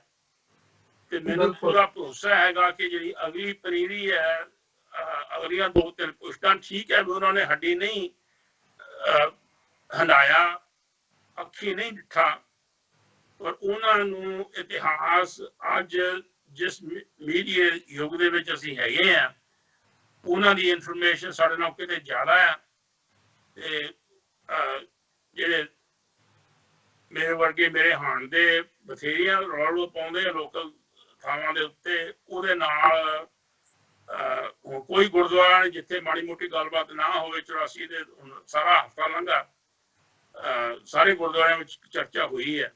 ਬਿਲਕੁਲ ਬਿਲਕੁਲ ਡਾਕਟਰ, ਬੜਾ ਹੀ ਮੂਵਿੰਗ ਇੱਕ ਤੁਸੀਂ ਜਿਹੜਾ ਆਪਣਾ ਨੈਰੇਟਿਵ ਬਿਲਡ ਕੀਤਾ ਪਰਸਨਲ ਨਜ਼ਰੀਏ ਤੋਂ, ਤੁਹਾਡਾ ਜਿਹੜਾ ਐਕਸਪੀਰੀਅੰਸ ਰਿਹਾ, ਜਿੱਥੇ ਤੁਹਾਡਾ ਆਪਣਾ ਸਫ਼ਰ ਹੈ, ਨਾਲ ਕੌਮੀ ਨੁਕਤਾ ਨਿਗਾਹ ਤੋਂ ਕਿਹੜੇ ਕਿਹੜੇ ਪੜਾਅ ਨੇ ਤੁਸੀਂ ਉਹ ਡਿਸਕ੍ਰਾਈਬ ਕੀਤੇ ਆ ਤੇ ਕਿਵੇਂ ਤੁਸੀਂ ਉਹ ਦੇਖਿਆ, ਵਾਚਿਆ ਤੇ ਹੰਡਾਇਆ, ਉਸ ਪਾਰਟ ਨੂੰ ਤੁਸੀਂ ਬਿਆਨ ਕੀਤਾ। ਬੜਾ ਹੀ ਦਿਲਚਸਪ ਇੱਕ ਦੌਰ ਦ੍ਰਿਸ਼ ਮੇਰੇ ਸਾਹਮਣੇ ਆਇਆ ਇੱਕ ਪਿਛੋਕੜ ਦਾ, ਜਦੋਂ ਜਿਵੇਂ ਤੁਸੀਂ ਬਿਆਨ ਕਰ ਰਹੇ ਸੀ। ਗੱਲਬਾਤ ਨੂੰ ਜੇ ਅੱਗੇ ਤੋਰੀਏ, ਜਿਵੇਂ 84 ਦਾ ਤੁਸੀਂ ਗੱਲ ਕੀਤੀ, ਉਹ ਤੋਂ ਬਾਅਦ ਵਰਲਡ ਸਿੱਖ ਆਰਗੇਨਾਈਜੇਸ਼ਨ ਦਾ ਤੁਸੀਂ ਜ਼ਿਕਰ ਕੀਤਾ। 84 ਤੋਂ ਬਾਅਦ ਜਿਹੜਾ ਸੰਘਰਸ਼ ਸ਼ੁਰੂ ਹੋਇਆ, ਸਿੱਖ ਸੰਘਰਸ਼ ਖਾਲਿਸਤਾਨ ਦੇ ਲਈ, ਵਿਸ਼ੇਸ਼ ਕਰਕੇ 1986 ਦੇ ਵਿੱਚ ਐਲਾਨ ਕੀਤਾ ਜਾਂਦਾ ਹੈ, ਅਕਾਲ ਤਖਤ ਤੇ ਖਾਲਿਸਤਾਨ ਦਾ ਐਲਾਨਨਾਮਾ ਹੁੰਦਾ ਹੈ। ਤੇ ਉਸ ਤੋਂ ਬਾਅਦ ਜੇ ਅੱਜ ਤੱਕ ਦਾ ਜਦੋਂ ਅਸੀਂ ਟਾਈਮ ਪੀਰੀਅਡ ਦੇਖਦੇ ਹਾਂ, ਖਾਸ ਤੌਰ ਤੇ ਇੱਥੇ ਅਮਰੀਕਾ ਦੇ ਵਿੱਚ ਬੈਠਿਆਂ, 2 ਪ੍ਰਮੁੱਖ ਜਥੇਬੰਦੀਆਂ ਜਿਨ੍ਹਾਂ ਦਾ ਨਾਮ ਆਉਂਦਾ ਹੈ, ਵਰਲਡ ਸਿੱਖ ਆਰਗੇਨਾਈਜੇਸ਼ਨ ਤੇ ਸਿੱਖ ਯੂਥ ਆਫ ਅਮਰੀਕਾ, ਇਹਨਾਂ ਵੱਲੋਂ ਸੰਘਰਸ਼ ਨੂੰ ਅੱਗੇ ਤੋਰਿਆ ਗਿਆ ਆਪਣੇ ਤਰੀਕਿਆਂ ਦੇ ਨਾਲ। ਤੇ ਅੱਜ ਅਸੀਂ ਜਿਸ ਮੁਕਾਮ ਦੇ ਉੱਤੇ ਖੜੇ ਹਾਂ, ਜਥੇਬੰਦੀਆਂ ਚੇਂਜ ਹੋ ਗਈਆਂ, ਰੋਲਸ ਚੇਂਜ ਹੋ ਗਏ, ਬੰਦੇ ਚੇਂਜ ਹੋ ਗਏ, ਪਰ ਸਟਰਗਲ ਜਿਹੜੀ ਹੈ ਉਹ ਨਿਰੰਤਰ ਜਾਰੀ ਹੈ। ਤਾਂ ਅੱਜ ਤੇ ਹਾਲਾਤ ਕਿਵੇਂ ਦੇਖਦੇ ਹੋ, ਤੇ ਖਾਸ ਤੌਰ ਤੇ ਇਸ ਸਫ਼ਰ ਬਾਰੇ ਸਾਨੂੰ ਤੁਸੀਂ ਕੀ ਕਹਿਣਾ ਚਾਹੋਗੇ? ਤੁਸੀਂ ਇਸ ਸਫ਼ਰ ਦਾ ਹਿੱਸਾ ਰਹੇ ਹੋ, ਉਦੋਂ ਅਸੀਂ 84 ਦੇ ਵਿੱਚ ਜਿਵੇਂ ਤੁਸੀਂ ਬਿਆਨ ਕੀਤਾ, ਤੇ ਅੱਜ ਤੱਕ ਦਾ ਜਿਹੜਾ ਉਹ ਸਫ਼ਰ ਹੈ ਉਸ ਨੂੰ ਕਿਵੇਂ ਬਿਆਨੋਗੇ ਤੇ ਕੀ ਸਮਝਦੇ ਹੋ? ਤੇ ਸਾਡੀ ਜਿਹੜੀ ਜਿਸ ਡਾਇਰੈਕਸ਼ਨ ਵੱਲ ਕੌਮ ਵੱਧ ਰਹੀ ਹੈ, ਉਹਦੇ ਤੋਂ ਤੁਹਾਡੀ ਕਿੰਨੀ ਕੁ ਸੰਤੁਸ਼ਟੀ ਹੈ? ਦੇਖੋ ਜੀ, ਆਪਣੀ ਕੌਮ ਦੇ ਵਿੱਚ ਚੜ੍ਹਦੀ ਕਲਾ ਵਾਲੇ ਸਿੱਖਾਂ ਦਾ ਕੋਈ ਘਾਟਾ ਨਹੀਂ ਤੇ ਗੱਦਾਰਾਂ ਦਾ ਵੀ ਅਨਫੋਰਚੂਨੇਟ ਕੋਈ ਘਾਟਾ ਨਹੀਂ। ਸਾਨੂੰ ਜਿੰਨੇ ਵੀ ਮਿਨਿਸਟਰ ਹੋਏ, ਸਾਨੂੰ ਜੋ ਉਹ ਪੰਜਾਬ ਦੇ ਵਿੱਚ ਭਾਵੇਂ ਦਰਬਾਰਾ ਸਿੰਘ ਸੀ, ਭਾਵੇਂ ਪ੍ਰਕਾਸ਼ ਸਿੰਘ ਕਿੰਨੀ ਵਾਰੀ ਰਿਹਾ, ਜਾਂ ਅਮਰਿੰਦਰ ਸਿੰਘ ਆ ਹੁਣ, ਕੋਈ ਵੀ ਲੋ, ਉਹਨਾਂ ਨੇ ਝੋਲੀ ਚੁੱਕੀ ਕੀਤੀ ਹੈ ਜਾਂ ਆਪਣੇ ਖਜ਼ਾਨੇ ਭਰੇ ਹੈ, ਜੋ ਵੀ ਉਹਨਾਂ ਦੀ ਮਨ ਦੀ ਬਣਤਰ ਹੈਗੀ ਹੈ, ਪਰ ਉਹਨਾਂ ਨੇ ਸਿੱਖੀ ਨਾਲ ਧਰੋਹ ਕੀਤਾ। ਫੰਡਾਮੈਂਟਲ ਸਵਾਲ ਖੜਾ ਹੁੰਦਾ ਹੈ ਆਜ਼ਾਦੀ ਦਾ। ਜੀ, ਮੇਰਾ ਲਹਿਸ ਨਾ ਹੀ ਆਜ਼ਾਦੀ ਹੈ, ਆਜ਼ਾਦ ਰੱਖਿਆ। ਮੈਨੂੰ ਇਹਦੇ ਬਾਰੇ ਮੈਂ ਪੜ੍ਹਿਆ ਵੀ ਇੱਥੇ ਅਮਰੀਕਾ 'ਚ ਰਹਿੰਦਿਆਂ ਨੂੰ ਮੈਨੂੰ ਇੰਨਾ ਚਿਰ ਹੋ ਗਿਆ ਵੀ ਇਹਨਾਂ ਲੋਕਾਂ ਨੂੰ ਵੀ ਇਹੋ ਪ੍ਰੋਬਲਮ ਆਈਆਂ ਸੀਗੀਆਂ, ਇਹਨਾਂ ਨੇ ਕਿਉਂ ਆਜ਼ਾਦੀ ਕਹੀ? ਇਹਨਾਂ ਦੇ ਕੋਲ ਤਾਂ ਕ੍ਰਿਸਚਨ ਧਰਮ ਵੀ ਹੋਈ ਇਹਨਾਂ ਦਾ, ਤੇ ਉੱਥੇ ਅਸੀਂ ਕਹਿ ਦਿੰਦੇ ਹਾਂ ਹਾਂਜੀ ਬਾਹਮਣਵਾਦ ਹੈ ਜਾਂ ਹਿੰਦੂ ਮਤ ਦਾ ਕਹਿਣਾ ਹੈ, ਵੀ ਇੱਥੇ ਕੀ ਪ੍ਰੋਬਲਮ ਸੀ? ਇੱਥੇ ਕ੍ਰਿਸਚਨ ਇੰਗਲੈਂਡ ਦਾ ਰਾਜਾ ਸੀ। ਪ੍ਰੋਬਲਮ ਧਰਮ ਦੀ ਨਹੀਂ ਗੀ, ਪ੍ਰੋਬਲਮ ਹੈਗੀ ਹੈ ਜਦੋਂ ਧਰਮ ਥੱਲੇ ਹੈ ਤੇ ਸਿਆਸਤ ਉੱਤੇ ਹੈ, ਉਦੋਂ ਗੜਬੜ ਹੋ ਜਾਂਦੀ ਹੈ। ਤੇ ਗੁਰੂ ਸਾਹਿਬ ਨੇ ਸਾਨੂੰ ਸਿੱਧਾ ਦੱਸਿਆ ਹੋਇਆ, ਰਾਜ ਬਿਨਾ ਨਾ ਧਰਮ ਚਲੇ ਹੈ, ਧਰਮ ਬਿਨਾ ਸਭ ਦਲੇ ਬਲੇ ਹੈ। ਜੀ, ਹੁਣ ਧਰਮ ਬਿਨਾ ਸਭ ਦਲੇ ਬਲੇ ਇਸ ਕਰਕੇ ਵੀ ਜੇ ਧਰਮ ਦੀ ਕੋਈ ਮਾੜੀ ਮੋਟੀ ਚਿੜ ਹੁੰਦੀ ਇੰਦਰਾ ਗਾਂਧੀ ਦੇ ਸਿਰ ਦੇ ਵਿੱਚ, ਤੇ ਉਹ ਕੰਮ ਨਹੀਂ ਕਰ ਸਕਦੀ। ਉਹ ਚਕਰਾਤਾ ਦੇ ਵਿੱਚ ਹਮਲਾ ਕਰਨ ਤੋਂ ਪਹਿਲਾਂ ਤਿਆਰੀਆਂ ਕਰਨੀਆਂ, ਇਸ more than that, it was attack on the entire nation of Sikhs. ਕਈ ਲੋਕ ਕਹਿੰਦੇ ਹਾਂਜੀ ਆਜ਼ਾਦ ਸਾਹਿਬ ਤੁਸੀਂ ਇਹਨੂੰ ਘੱਲੂਘਾਰਾ ਨਾ ਕਹੋ। ਘੱਲੂਘਾਰਾ ਦਾ ਹੁੰਦਾ ਜਿੱਥੇ ਕੌਮ ਤਕਰੀਬਨ ਸਾਰੀ ਮਾਰੀ ਜਾਵੇ, ਤੇ ਉਹਨਾਂ ਕਸਰ ਨਹੀਂ ਛੱਡੀ। ਜਿੰਦਰਾਵਾਲਾ ਸੀਗਾ ਇੱਕ ਗੁਰਦੁਆਰਾ ਸਾਹਿਬ, ਦਰਬਾਰ ਸਾਹਿਬ ਅਕਾਲ ਤਖਤ ਦੇ ਵਿੱਚ ਬਾਕੀ 36 37 ਤਿੰਨ ਦਰਜਨ ਗੁਰਦੁਆਰੇ ਘੱਟੋ ਘੱਟ ਗਿਣੇ ਜਾਂਦੇ ਆ ਜਿੱਥੇ ਦੂਖ ਨਿਵਾਰਨ ਸਾਹਿਬ ਪਟਿਆਲਾ ਜਾਂ ਮੁਕਤਸਰ ਤੇ ਹੋਰਾਂ ਵੱਡੇ ਵੱਡੇ ਦਮਦਮਾ ਸਾਹਿਬ ਸਾਰਿਆਂ ਤੇ। ਜੀ coming back to the lesson ਕੀ ਲਿਆ ਹੁਣ ਅੱਗੇ ਕੀ ਕਰਨਾ। ਸਾਨੂੰ ਪਹਿਲੀ ਗੱਲ ਤੇ ਖਾਲਿਸਤਾਨ ਉਦੋਂ ਬਣਨਾ ਜਦੋਂ ਅਸੀਂ ਖਾਲਸੇ ਬਣਨਾ ਪਹਿਲਾਂ। We have a work cut out। ਮੈਂ ਵਰਲਡ ਸਿੱਖ ਪਾਰਲੀਮੈਂਟ ਵਿੱਚ ਹਿੱਸਾ ਪਾਉਣਾ ਹੈ ਆਪਣਾ ਯਥਾਯੋਗ ਗੱਲਾਂ ਬਾਤਾਂ ਕਰਦੇ ਰਹਾਂਗੇ ਅਸੀਂ ਤੁਰ ਜਾਣਾ। ਪਰ ਜਿੰਨਾ ਚਿਰ ਖਾਲਸਾ ਨਹੀਂ, ਮੈਂ ਇੱਕ ਦਫਾ ਅਸੀਂ ਸਿੱਖਾਂ ਦਾ ਇਕੱਠ ਸੀ ਵਾਸ਼ਿੰਗਟਨ ਡੀਸੀ ਦੇ ਵਿੱਚ, ਇੱਥੋਂ ਦਾ ਕਾਂਗਰਸਮੈਨ ਨੂੰ ਪੁੱਛਿਆ, ਉਹ ਮੈਨੂੰ ਡਿਨਰ ਵੇਲੇ ਡਾਕਟਰ ਰਾਜਵੰਤਾ ਉਹ ਕਰਦਾ ਹੁੰਦਾ ਸੀਗਾ ਆਪਣਾ ਇਹ ਸਿੱਖ ਹੈਰੀਟੇਜ ਡਿਨਰ ਜੀ। ਤੇ ਮੈਂ ਕਾਂਗਰਸਮੈਨ ਪੁੱਛਿਆ ਉਹ ਤੂੰ ਭਾਈ ਸਿੱਖਾਂ ਬਾਰੇ ਕੀ ਜਾਣਦਾ, ਕੀ ਕਹਿੰਦਾ ਮੈਂ ਤੇਰੇ ਵਾਸਤੇ ਜਾਣਦਾ, ਬਹੁਤੇ ਸਿੱਖਾਂ ਵਾਸਤੇ ਨਹੀਂ ਜਾਣਦਾ। ਵੀ ਤੁਸੀਂ ਇਕੱਠ ਕਰਦੇ ਕਾਹਦੇ ਵਾਸਤੇ ਹੋ, ਕੀ ਚਾਹੁੰਦੇ ਸਾਡੇ ਕੋਲੋਂ। ਮੈਂ ਵੀ ਸਾਡੀ ਜਾਣ ਪਛਾਣ ਤੁਹਾਡੇ ਲੋਕਾਂ ਤੱਕ ਦਿੱਤੀ ਜਾਵੇ। ਉਹਦਾ ਸਵਾਲ ਮੈਨੂੰ ਬਹੁਤ, ਉਹਦਾ ਜਵਾਬ ਰਾਦਰ ਇੰਨਾ ਚੰਗਾ ਲੱਗਿਆ। ਕਹਿੰਦਾ ਜਿਹੜੇ ਆ ਬੈਠੇ ਨੇ ਨਾ ਤੇਰੇ ਕਹਿੰਦਾ ਪਤਵੰਤੇ ਸੱਜਣ, ਇਹਨਾਂ ਦੇ ਪੱਗਾਂ ਬਣਾ ਦੇ। ਜਦੋਂ ਇਹਨਾਂ ਨੇ ਪੱਗਾਂ ਬੰਨ੍ਹੀਆਂ ਸਾਨੂੰ ਆਪਣੇ ਆਪ ਸਮਝ ਆ ਜੂਗੀ। ਜੀ ਸਾਡੀਆਂ ਮਿਹਨਤਾਂ ਕਰਨ ਦੀ ਤੁਹਾਨੂੰ ਲੋੜ ਨਹੀਂ ਗੀ। ਸੋ ਫੰਡਾਮੈਂਟਲੀ ਵੀ ਨੀਡ ਟੂ ਨਾਮ ਬਾਣੀ ਦਾ ਅਭਿਆਸ ਕਰਨ ਤੋਂ ਬਗੈਰ ਸਿੱਖੀ ਦੇ ਜੋ ਮੁੱਢਲੇ ਅਸੂਲ ਨੇ ਉਹ ਅਸੀਂ ਹੌਲੀ ਹੌਲੀ ਵਿਸਾਰ ਰਹੇ ਹਾਂ। ਮੈਂ ਅੱਜ ਸਿੱਖ ਕੌਮ ਅੱਜ ਕਮਜ਼ੋਰ ਹੈ, ਪਰ ਇੰਡੀਵਿਜੂਅਲ ਸਿੱਖ ਬਥੇਰਾ ਅਮੀਰ ਹੈ। ਇਹ ਕੌਮੀਅਤ ਦਾ ਮਾਦਾ, ਧਰਮ ਦਾ ਮਾਦਾ। ਮੈਂ ਇੱਥੇ ਪਿੱਛੇ ਜੇ ਕੋਈ ਗੱਲ ਕੀਤੀ ਕਿਸੇ ਨਾਲ ਕਿ ਤੇਰੇ ਚ ਤੂੰ ਸਿੱਖ ਪਹਿਲਾਂ ਹੈ ਕਿ ਅਮਰੀਕਨ ਸ਼ਹਿਰੀ ਪਹਿਲਾਂ। ਜੀ ਕਿ ਇਹ ਇਸੇ ਖਾਲਿਸਤਾਨ ਦੀ ਮੂਵਮੈਂਟ ਨਾਲ ਆਜ਼ਾਦੀ ਨਾਲ ਤਾਲੁਕ ਰੱਖਦਾ ਹੈ ਸਵਾਲ। ਮੈਂ ਜਿੱਦੇ ਮੈਨੂੰ ਇਹ ਫੈਸਲਾ ਕਰਨਾ ਪਿਆ ਕਿ ਮੈਂ ਸਿੱਖ ਹਾਂ ਕਿ ਅਮਰੀਕਨ ਹਾਂ, ਮੈਂ ਤੇ ਗੁਰੂ ਨੂੰ ਪਹਿਲਾਂ ਸਮਰਪਿਤ ਹਾਂ, ਕਹਿ ਚੁੱਕੇ ਮੈਂ ਸਿੱਖ ਹਾਂ। ਕਿ ਮੈਂ ਝੂਠ ਮਾਰਿਆ ਗੁਰੂ ਕੋਲ ਜੀ, ਉਹਦੇ ਮੈਂ ਸਿੱਖ ਹੋਣਾ। ਪਰ ਫਾਰਚੂਨੇਟਲੀ ਮੈਂ ਜਦੋਂ ਇੱਥੋਂ ਦਾ ਇਤਿਹਾਸ ਪੜ੍ਹਿਆ ਤੇ ਕਨਸਟੀਟਿਊਸ਼ਨ ਪੜ੍ਹੀ ਤੇ ਡੈਕਲੇਰੇਸ਼ਨ ਆਫ ਇੰਡੀਪੈਂਡੈਂਸ ਪੜ੍ਹੀ, ਗੱਲ ਬਹੁਤ ਹੀ ਸਿੰਪਲ ਸਰਲ ਹੈ। ਇਹਨਾਂ ਨੇ ਇਹ ਗੱਲ ਕਹੀ ਕਿ ਸਾਨੂੰ ਜਿਹੜੀ ਆਜ਼ਾਦੀ ਹੈ ਇਹ ਵਾਹਿਗੁਰੂ ਨੇ ਦਿੱਤੀ ਹੈ, ਕਾਟ ਦੀ ਆਜ਼ਾਦੀ ਦਿੱਤੀ ਹੈ, ਸਰਕਾਰਾਂ ਨਹੀਂ ਆਜ਼ਾਦ ਦਿੰਦੀ ਹੈ। ਹੁਣ ਸਾਡੇ ਆਮ ਲੋਕਾਂ ਦੇ ਮਨਾਂ ਦੇ ਵਿੱਚ ਹੈਗਾ, ਹਾਂ ਜੀ ਆਜ਼ਾਦ ਸਾਹਿਬ ਸਾਨੂੰ ਜ਼ਿੰਦਗੀ ਜਿਉਣ ਦਿਓ, ਕਿਉਂ ਰੌਲਾ ਪਾਉਣੇ ਤੁਸੀਂ। ਸਾਡੇ ਤੇ ਹਿੰਦੂ ਭਰਾ ਹੈਗੇ ਆ ਜਿਹੜੇ ਬਿਜ਼ਨਸ ਪਾਰਟਨਰ ਆ ਜੀ। ਮੈਂ ਤੈਨੂੰ ਕਦੋਂ ਕਹਿਣਾ ਕਿ ਹਿੰਦੂ ਭਰਾ ਨੂੰ ਤੁਸੀਂ ਸਰਬੱਤ ਦਾ ਭਲੇ ਵਾਲੀ ਅੱਖ ਨਾਲ ਨਾ ਵੇਖੋ। ਜੀ ਦੇਖੋ, ਗੱਲ ਹਿੰਦੂ ਤੇ ਮੁਸਲਮਾਨ ਤੇ ਈਸਾਈ ਦੀ ਨਹੀਂ, ਗੱਲ ਹੈਗੀ ਹੈ ਕਿ ਕੀ ਮਨੁੱਖ ਦੀ ਆਜ਼ਾਦੀ ਸਰਕਾਰ ਦੇ ਨਿਰਭਰ ਹੈ। ਜਦੋਂ ਚਾਹੇ ਦੇ ਦੇ, ਜਦੋਂ ਨਾ ਚਾਹੇ ਨਾ ਦੇਵੇ। ਸੋ ਅਮਰੀਕਾ ਦੇ ਐਲਾਨਨਾਮੇ ਦੇ ਵਿੱਚ ਵੀ ਤੇ ਕਨਸਟੀਟਿਊਸ਼ਨ ਦੇ ਵਿੱਚ ਵੀ ਇਹ ਗੱਲ ਬਹੁਤ ਕਲੀਅਰ ਹੋਈ ਹੈ ਕਿ we're endowed by our Creator with certain unalienable rights. Among those are life, liberty, and pursuit of happiness. ਬਿਲਕੁਲ। ਹੁਣ ਇਹ ਤਿੰਨੇ ਚੀਜ਼ਾਂ ਲਾਈਫ, ਲਿਬਰਟੀ ਤੇ ਪਰਸੂਟ ਆਫ ਹੈਪੀਨੈਸ ਇਸੇ ਕਰਕੇ ਹੀ ਸਰਕਾਰਾਂ ਦੀ ਲੋੜ ਆ।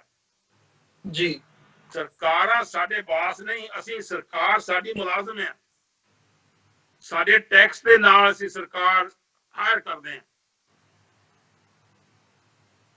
ਸਿੱਖ ਸੰਗਤਾਂ ਨੂੰ ਪਤਾ ਹੋਣਾ ਹੈ ਕਿਸੇ ਵੇਲੇ ਮਿਸਲਾਂ ਦੇ ਵੇਲੇ ਮਿਸਲਾਂ ਰਾਖੀ ਕਰਦੀਆਂ ਸੀਆਂ, ਜਿਵੇਂ ਅੱਜ ਅਸੀਂ ਸਿਕਿਉਰਿਟੀ ਹਾਇਰ ਕਰਦੇ ਹਾਂ। ਜੀ So government is just like that. ਪਰ ਸਾਡੇ ਮਨ ਵਿੱਚ ਗਵਰਨਮੈਂਟ ਦੇ ਕੋਲੋਂ I think ਮੈਂ ਜਦੋਂ ਪੰਜਾਬ ਦੀ ਸਿਆਸਤ ਦੀ ਗੱਲ ਆਉਂਦੀ ਹੈ। ਮੈਂ ਪੰਜਾਬ ਚ ਆਇਆ ਨੂੰ ਬਹੁਤ ਚਿਰ ਹੋ ਗਿਆ, सन 74 ਤੋਂ ਬਾਅਦ ਮੈਂ ਪੰਜਾਬ ਚ ਨਹੀਂ ਗਿਆ। ਸੋ ਮੈਨੂੰ ਪੰਜਾਬ ਦੇ ਕਰੰਟ ਹਾਲਾਂ ਬਾਰੇ ਸਿਰਫ ਸੁਣੀ ਸੁਣਾਈ ਗੱਲ ਹੈ, ਮੈਂ ਅੱਖੀ ਨਹੀਂ ਕੋਈ ਡਿੱਠਾ। ਪਰ ਮੈਨੂੰ ਇਹ ਅਹਿਸਾਸ ਜ਼ਰੂਰ ਹੋ ਰਿਹਾ ਹੈ ਕਿ ਆਮ ਆਪਣੀ ਸਿੱਖ ਸੰਗਤ ਦੇ ਵਿੱਚ ਆਜ਼ਾਦੀ ਦਾ ਅਹਿਸਾਸ ਹੈ ਨਹੀਂ। ਸਗੋਂ ਕਹਿਣਗੇ ਖਾਲਿਸਤਾਨ ਕਿਉਂ ਮੰਗਦੇ ਹੋ? ਸਵਾਲ ਇਹ ਨਹੀਂ, ਸਵਾਲ ਇਹ ਖਾਲਿਸਤਾਨ ਕਿਉਂ ਨਹੀਂ ਮੰਗਦੇ? ਸਵਾਲ ਤੇ ਇਹ ਹੋਣਾ ਚਾਹੀਦਾ ਜੀ ਕੀ ਤੁਹਾਨੂੰ ਆਜ਼ਾਦੀ ਪੈਣੀ ਚ, ਕੀ ਤੁਸੀਂ ਗੁਲਾਮੀ ਨੂੰ ਪਸੰਦ ਕਰਦੇ ਹੋ? ਐਂਡ ਜਦੋਂ ਉਹਨਾਂ ਦੇ ਕਰੀਏ ਵੀ ਸਿਆਸਤ ਦੇ ਵਿੱਚ ਕਿੰਨੀ ਪੋਲੀਟੀਕਲ ਸਾਇੰਸ ਦੇ ਵਿੱਚ ਕਿੰਨੀ ਸਟੱਡੀ ਕੀਤੀ ਹੈ, ਡੱਕਾ ਨਹੀਂ, ਕੋਈ ਕਿਤਾਬ ਨਹੀਂ ਪੜ੍ਹੀ। ਸੋ ਗਾਂ ਨੂੰ ਅਸੀਂ ਜਿੱਥੇ ਵੀ ਆਪਣੇ ਉਪਰਾਲੇ ਸਾਨੂੰ ਕਰਨਾ ਫਰਜ਼ ਹੈ। ਰੈਫਰੈਂਡਮ 2020 ਵਾਲੇ ਕਰ ਰਹੇ ਹੈ, ਮੈਂ ਉਹਨਾਂ ਦੇ ਨਾਲ ਹਾਂ। ਹੋਰ ਸਿੱਖ ਪਾਰਲੀਮੈਂਟ ਆਪਣਾ ਉਪਰਾਲੇ ਕਰ ਰਹੀ ਹੈ, ਉਹਨਾਂ ਦੇ ਨਾਲ ਹਾਂ। ਜੋ ਵੀ ਅਸੀਂ ਕੋਈ ਸਾਨੂੰ ਸੁਵਿਧਾ ਉਹ ਕਰਨਾ ਹੈ, ਸਾਡਾ ਕਰਨ ਦਾ ਫਰਜ਼ ਬਣਦਾ। ਪਰ ਸਾਰਿਆਂ ਨਾਲੋਂ ਵੱਡੀ ਗੱਲ ਹੈ ਵੀ ਇਹ ਜਿਹੀਆਂ ਕੌਮਾਂ ਇੱਕਦਮ ਢਹਿੰਦੀਆਂ ਨਹੀਂ ਤੇ ਇੱਕਦਮ ਬਣਦੀਆਂ ਨਹੀਂ। ਜੀ ਮੈਨੂੰ ਪੂਰਾ ਵਿਸ਼ਵਾਸ ਹੈ, ਮੇਰੀ ਉਮਰ 82 ਸਾਲ ਹੋ ਜਾਣੀ ਹੈ ਅਗਸਤ ਦੇ ਵਿੱਚ। ਉਮਰ ਦੇ ਤਜਰਬੇ ਦੇ ਹਿਸਾਬ ਨਾਲ ਮੈਂ ਕਹਿ ਰਿਹਾ ਕਿ ਸਿੱਖੀ ਦੀ ਜਿਹੜੀ ਗੁਰੂ ਸਾਹਿਬ ਨੇ ਲਹਿਰ ਚਲਾਈ ਹੈ ਸਰਬਤ ਦੇ ਭਲੇ ਵਾਲੀ, ਉਹਨੇ ਮਿਟਣਾ ਨਹੀਂ। ਮੱਧਮ ਪੈ ਸਕਦੀ ਕਦੇ ਕਦਾਈ। ਬਥੇਰੇ ਜਰਵਾਣੇ ਆਏ। ਅਹਿਮਦ ਸ਼ਾਹ ਅਬਦਾਲੀ ਨੇ ਤਕਰੀਬਨ 70-75% ਆਪਣੇ ਲੋਕ ਖਤਮ ਕਰਤੇ ਸੀਗੇ। ਦੂਜੇ ਵੱਡੇ ਘੱਲੂਘਾਰੇ ਚ ਨਹੀਂ ਖਤਮ ਹੋਈ। ਇਵੇਂ ਜਿਵੇਂ ਹੁਣ ਬਥੇਰਾ ਸਾਡੇ ਉੱਤੇ ਹੋਇਆ, ਪਰ ਅਸੀਂ ਉਦੋਂ ਕਰਨਾ ਖਤਮ ਹੋਇਆ ਜੇ ਉਹ ਘੱਲੂਘਾਰਿਆਂ ਨੂੰ ਨਾ ਯਾਦ ਕਰਨ।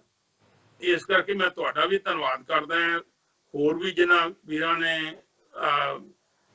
ਇਹ ਉਪਰਾਲਾ ਕੀਤਾ ਹੈ ਕਿ 84 ਦੇ ਹੁਣ ਸਾਰਾ ਹਫਤਾ ਪ੍ਰੋਗਰਾਮ ਚੱਲੇ ਆ। ਤੇ ਉਹ ਇਸੇ ਕਰਕੇ ਹੈ ਕਿ ਜਿਹੜੀ ਗੱਲ ਤੁਸੀਂ ਯਾਦ ਰੱਖੋਗੇ, ਚੇਤੇ ਵਿੱਚ ਰੱਖੋਗੇ, ਉਹ ਫਿਰ ਤੁਸੀਂ ਭੁੱਲੋਗੇ ਨਹੀਂ। ਜੇ ਚੇਤੇ ਚੀਜ਼ ਭੁੱਲਦੇ ਆਪਣੇ ਆਪ ਹੀ ਗਏ ਫਿਰ। So it's very very important ਕਿ ਅਸੀਂ ਇਹ ਦਿਨ ਦਿਹਾੜੇ ਯਾਦ ਕਰਦੇ ਰਹੀਏ ਤੇ ਇਹਦਾ ਆਪਣਾ ਜੋ ਹਿੱਸਾ ਬਣਦਾ ਹੈ ਉਹ ਪਾਈਏ। ਮੈਂ ਸੋਚਦਾ ਜੋ ਮੈਨੂੰ ਕੁਛ ਗੁਰੂ ਨੇ ਬਖਸ਼ਿਆ ਉਹਦੇ ਵਿੱਚ ਸਿੱਖ ਕੌਮ ਦੀ, ਉਹਨਾਂ ਸ਼ਹੀਦਾਂ ਦੀ, ਉਹਨਾਂ ਦੀਆਂ ਕੁਰਬਾਨੀਆਂ ਦੇ ਸਦਕੇ ਜੋ ਕੁਝ ਮੈਂ ਹੈ ਅੱਜ ਮੈਂ ਉਹਨਾਂ ਕਰਕੇ ਆ। ਮੇਰਾ ਵੀ ਫਰਜ਼ ਬਣਦਾ ਹੈ ਤੇ ਸਾਰੇ ਸਰੋਤਿਆਂ ਨੂੰ ਮੇਰੇ ਕੋਲ ਇਹੋ ਬੇਨਤੀ ਹੋਊਗੀ ਕਿ ਭਾਈ ਤੁਸੀਂ ਵੀ ਸੋਚੋ ਕਿ ਅਸੀਂ ਕਿੱਥੋਂ ਚੱਲੇ, ਕਿੱਥੇ ਆਏ। ਖਾਸ ਕਰਕੇ ਪੱਛਮੀ ਦੁਨੀਆ 'ਚ ਬੈਠੇ ਆ, ਬੜੇ ਸੌਖੇ ਆ। ਸਾਡੇ ਭੈਣ ਭਰਾ ਉਹਨਾਂ ਪਿੰਡਾਂ ਦੇ ਵਿੱਚ ਬੜੀ ਤਸ਼ੱਦਦ ਵਿੱਚ ਨੇ। ਉਹਨਾਂ ਨੂੰ ਹੁਣ ਸੁਝਦਾ ਹੀ ਨਹੀਂ ਕਿ ਆਜ਼ਾਦੀ ਕਿੱਦਾਂ ਹੋਵੇ। ਅੱਜ ਤੋਂ 50-60 ਸਾਲ 70 ਸਾਲ ਪਹਿਲਾਂ ਜਿਹੜਾ 2 ਏਕੜ ਜ਼ਮੀਨ ਵਾਲਾ ਹੁੰਦਾ ਸੀ ਕਹਿੰਦਾ ਮੈਂ ਸਰਦਾਰ ਹਾਂ। ਇਨਫੈਕਟ ਮੈਨੂੰ ਯਾਦ ਹੈ, ਮੈਂ ਪੜ੍ਹਿਆ ਕਿਤਾਬਾਂ ਦੇ ਵਿੱਚ, ਇੰਗਲੈਂਡ ਨੇ ਜਦੋਂ ਇਹ ਪੰਜਾਬ ਦਾ ਰਾਜ ਖੋਇਆ ਸਿੱਖਾਂ ਕੋਲੋਂ, ਉਦੋਂ ਉਹਨਾਂ ਨੇ ਸੋਸ਼ੀਓਲੋਜਿਸਟ ਕੋਲੋਂ ਸਟੱਡੀ ਕੰਡਕਟ ਕੀਤੀ ਵੀ ਇਹਨਾਂ ਲੋਕਾਂ ਦੇ ਰਾਜ ਕਿੱਦਾਂ ਕਰਨਾ। ਇਹਦੇ 2 ਏਕੜ ਵਾਲਾ ਵੀ ਕਹਿੰਦਾ ਮੈਂ ਸਰਦਾਰ ਹਾਂ ਜੀ। ਉਹਨਾਂ ਨੇ ਕਿਹਾ ਵੀ ਉਹਨੂੰ ਜਾਬਾਂ ਦਵਾਏ ਗੌਰਮੈਂਟ ਦੇ ਥੱਲੇ ਇਹਨਾਂ ਨੂੰ ਕਿਸੇ ਤਰੀਕੇ ਨਾਲ ਸੁਭਾਅ ਪਾਓ ਇਹਨਾਂ ਦੇ। ਹੁਣ ਸਾਡੇ ਸੁਭਾਅ ਬਹੁਤ ਜ਼ਿਆਦਾ ਗੌਰਮੈਂਟ ਤੇ ਨਿਰਭਰ ਹੋ ਗਏ ਆ। ਫ੍ਰੀ ਪਾਣੀ ਸਾਨੂੰ ਚੰਗਾ ਲੱਗਦਾ, ਉਹਦੇ ਨਾਲ ਪ੍ਰਕਾਸ਼ ਸਿੰਘ ਬਾਦਲ ਆਉਂਦਾ, ਫਿਰ ਕਹਿੰਦੇ ਪ੍ਰਕਾਸ਼ ਸਿੰਘ ਭਾਈ ਬਾਦਲ ਜਾਂ ਬਣਾਇਆ, ਅਮਰਿੰਦਰ ਬਣਾਇਆ ਜਾਂ ਕੋਈ ਹੋਰ ਬਣਾਇਆ, ਕਿਹਨੇ ਬਣਾਇਆ? ਅਸੀਂ ਬਣਾਇਆ। ਸਾਨੂੰ ਫਰਜ਼, ਜਿੰਨਾ ਚਿਰ ਅਸੀਂ ਆਜ਼ਾਦ ਸੋਚ ਦੇ ਮਾਲਕ ਨਾ ਹੋਵਾਂਗੇ ਉਹਨਾਂ ਚਿਰ ਸਾਨੂੰ ਆਜ਼ਾਦੀ ਕਿਸੇ ਨੇ ਥਾਲ ਪਰੋਸ ਕੇ ਨਹੀਂ ਦੇਣੀ। We have to deserve it. We have to earn it from those who don't want to give it to us. ਉਹਨਾਂ ਦੀ ਨਹੀਂ, ਕੋਈ ਸਰਕਾਰ ਦਾ ਕੋਈ ਹੱਕ ਨਹੀਂ ਹੈ ਕਿ ਅਸੀਂ ਸਗੋਂ ਮੈਂ ਤੇ ਬਹੁਤ ਇਹ ਗੱਲ ਸਮਝਦਾ ਹੈ ਕਿ ਸਰਕਾਰ ਦੀ ਮੂਰਖਤਾ ਹੈ ਜੇ ਸਿੰਘਾਂ ਸਰਦਾਰਾਂ ਕੋਲੋਂ ਉਹਨਾਂ ਦੇ ਸਨਮਾਨ ਰੱਖਿਆ ਹੁੰਦਾ, ਮੈਂ ਵੇਖਿਆ ਜੋ ਗਿਆਨੀ ਜੈਲ ਸਿੰਘ ਪ੍ਰਧਾਨ ਸੀ, ਪ੍ਰੈਜ਼ੀਡੈਂਟ ਬਣਿਆ ਸੀ ਹਿੰਦੁਸਤਾਨ ਦਾ। ਅਨਫੋਰਚੂਨੇਟਲੀ ਹੀ ਵਾਸ ਦੀ ਪ੍ਰੈਜ਼ੀਡੈਂਟ ਜਦੋਂ ਘੱਲੂਘਾਰਾ ਹੋਇਆ 84 ਦਾ। ਤੇ ਸਵਰਨ ਸਿੰਘ ਫੋਰਨ ਮਿਨਿਸਟਰ ਹੁੰਦਾ ਸੀਗਾ, ਗੁਰਮੁਖ ਸਿੰਘ ਮੁਸਾਫਰ ਵਰਗੇ ਜਿਨ੍ਹਾਂ ਨੇ ਜੇਲ੍ਹਾਂ ਕੱਟੀਆਂ ਨਹਿਰੂ ਹੋਰਾਂ ਦੇ ਨਾਲ ਹੁੰਦੇ ਸੀਗੇ। ਉਹਨਾਂ ਦਿਨਾਂ ਦੇ ਵਿੱਚ ਉਹਨਾਂ ਨੂੰ ਅਹਿਸਾਸ ਸੀਗਾ, ਕਿਉਂਕਿ ਉਹਨਾਂ ਨੇ ਦੇਖਿਆ ਹੁਣ ਜਿਹੜੀ ਨਵੀਂ ਪੀੜ੍ਹੀ ਆਈ ਹੈ ਇਹਨਾਂ ਨੂੰ ਮੁਫਤ ਮਿਲੀ ਹੈ ਆਜ਼ਾਦੀ, ਤੇ ਇਹਨਾਂ ਦੇ ਮਨ ਦੇ ਵਿੱਚ ਕੋਈ ਸਿੱਖਾਂ ਵਾਸਤੇ ਆਦਰ ਮਾਣ ਹੈ ਨਹੀਂਗਾ। It's unfortunate. ਚਾਹੀਦਾ ਉਹਨੂੰ ਪਤਾ, ਜੇ ਇਤਿਹਾਸ ਪੜ੍ਹੋ ਭਾਈ, ਇਹਨਾਂ ਲੋਕਾਂ ਦੇ ਨਾਲ ਬੁਰਾ ਸਲੂਕ ਕਰਨ ਦੀ ਬਜਾਏ ਚੰਗਾ ਕਰੋ। Punjab used to be a bread basket of India। ਜੀ ਅੱਜ ਕਿੱਥੇ ਲਿਆ ਕੇ ਖੜਾ ਕਰ ਦਿੱਤਾ। ਤੇ ਕਿੱਥੋਂ ਨਿਕਲੇ, ਕਿੱਥੋਂ ਇਹ ਕਿੱਥੋਂ ਦੀ ਸਿਆਣਪ ਹੈ ਕਿਸੇ ਵੀ ਸਰਕਾਰ ਦੀ। ਬਿਲਕੁਲ ਡਾਕਟਰ ਸਾਹਿਬ, ਮੈਂ ਜਾਂਦੇ ਜਾਂਦੇ ਜ਼ਰੂਰ ਇਸ ਨਜ਼ਰੀਏ ਤੋਂ ਵੀ ਤੁਹਾਡੇ ਕੋਲ ਇੱਕ ਸਵਾਲ ਪੁੱਛਣਾ ਚਾਹੂੰਗਾ। ਜਿਵੇਂ ਤੁਸੀਂ ਬੜੇ ਤਰੀਕੇ ਦੇ ਨਾਲ ਐਕਸਪਲੇਨ ਕੀਤਾ ਹੈ, ਦੱਸਿਆ ਆਪਣੇ ਨਜ਼ਰੀਏ ਦੇ ਵਿੱਚੋਂ, ਜਿਵੇਂ ਇੱਕ ਪਾਸੇ ਤੇ ਸਰਕਾਰ ਹੈ ਜਿਹਨੇ ਸਟਰਗਲ ਨੂੰ ਬਦਨਾਮ ਵੀ ਕੀਤਾ ਹੈ, ਤੁਹਾਨੂੰ ਵੀ ਬਦਨਾਮ ਕੀਤਾ ਹੈ, ਤੇ ਤੁਹਾਡੀਆਂ ਜਿਹੜੀਆਂ ਇੰਸਟੀਟਿਊਸ਼ਨ ਨੇ ਉਹਨਾਂ ਦੇ ਉੱਤੇ ਸਿੱਧੇ ਤੇ ਅਸਿੱਧੇ ਤਰੀਕੇ ਦੇ ਨਾਲ ਜਿਹੜੇ ਹਮਲੇ ਨੇ ਉਹ ਕੀਤੇ ਨੇ। ਹਮੇਸ਼ਾ ਉਹਨਾਂ ਦੀ ਇਹੀ ਪਾਲਿਸੀ ਰਹੀ ਹੈ ਕਿ ਕਿਵੇਂ ਡਿਵਾਈਡ ਕੀਤਾ ਜਾਵੇ ਤੇ ਫਿਰ ਇਵੈਂਚੁਅਲੀ ਜਿਹੜਾ ਹੈ ਉਹ ਰੂਲ ਕੀਤਾ ਜਾਵੇ। ਉਹੀ ਨੀਤੀ ਹੈ ਜਿਹੜੀ ਅੰਗਰੇਜ਼ਾਂ ਦੇ ਟਾਈਮ ਤੇ ਜਿਹੜੀ ਹੈ ਉਹ ਇੰਪਲੀਮੈਂਟ ਕੀਤੀ ਗਈ ਸੀ।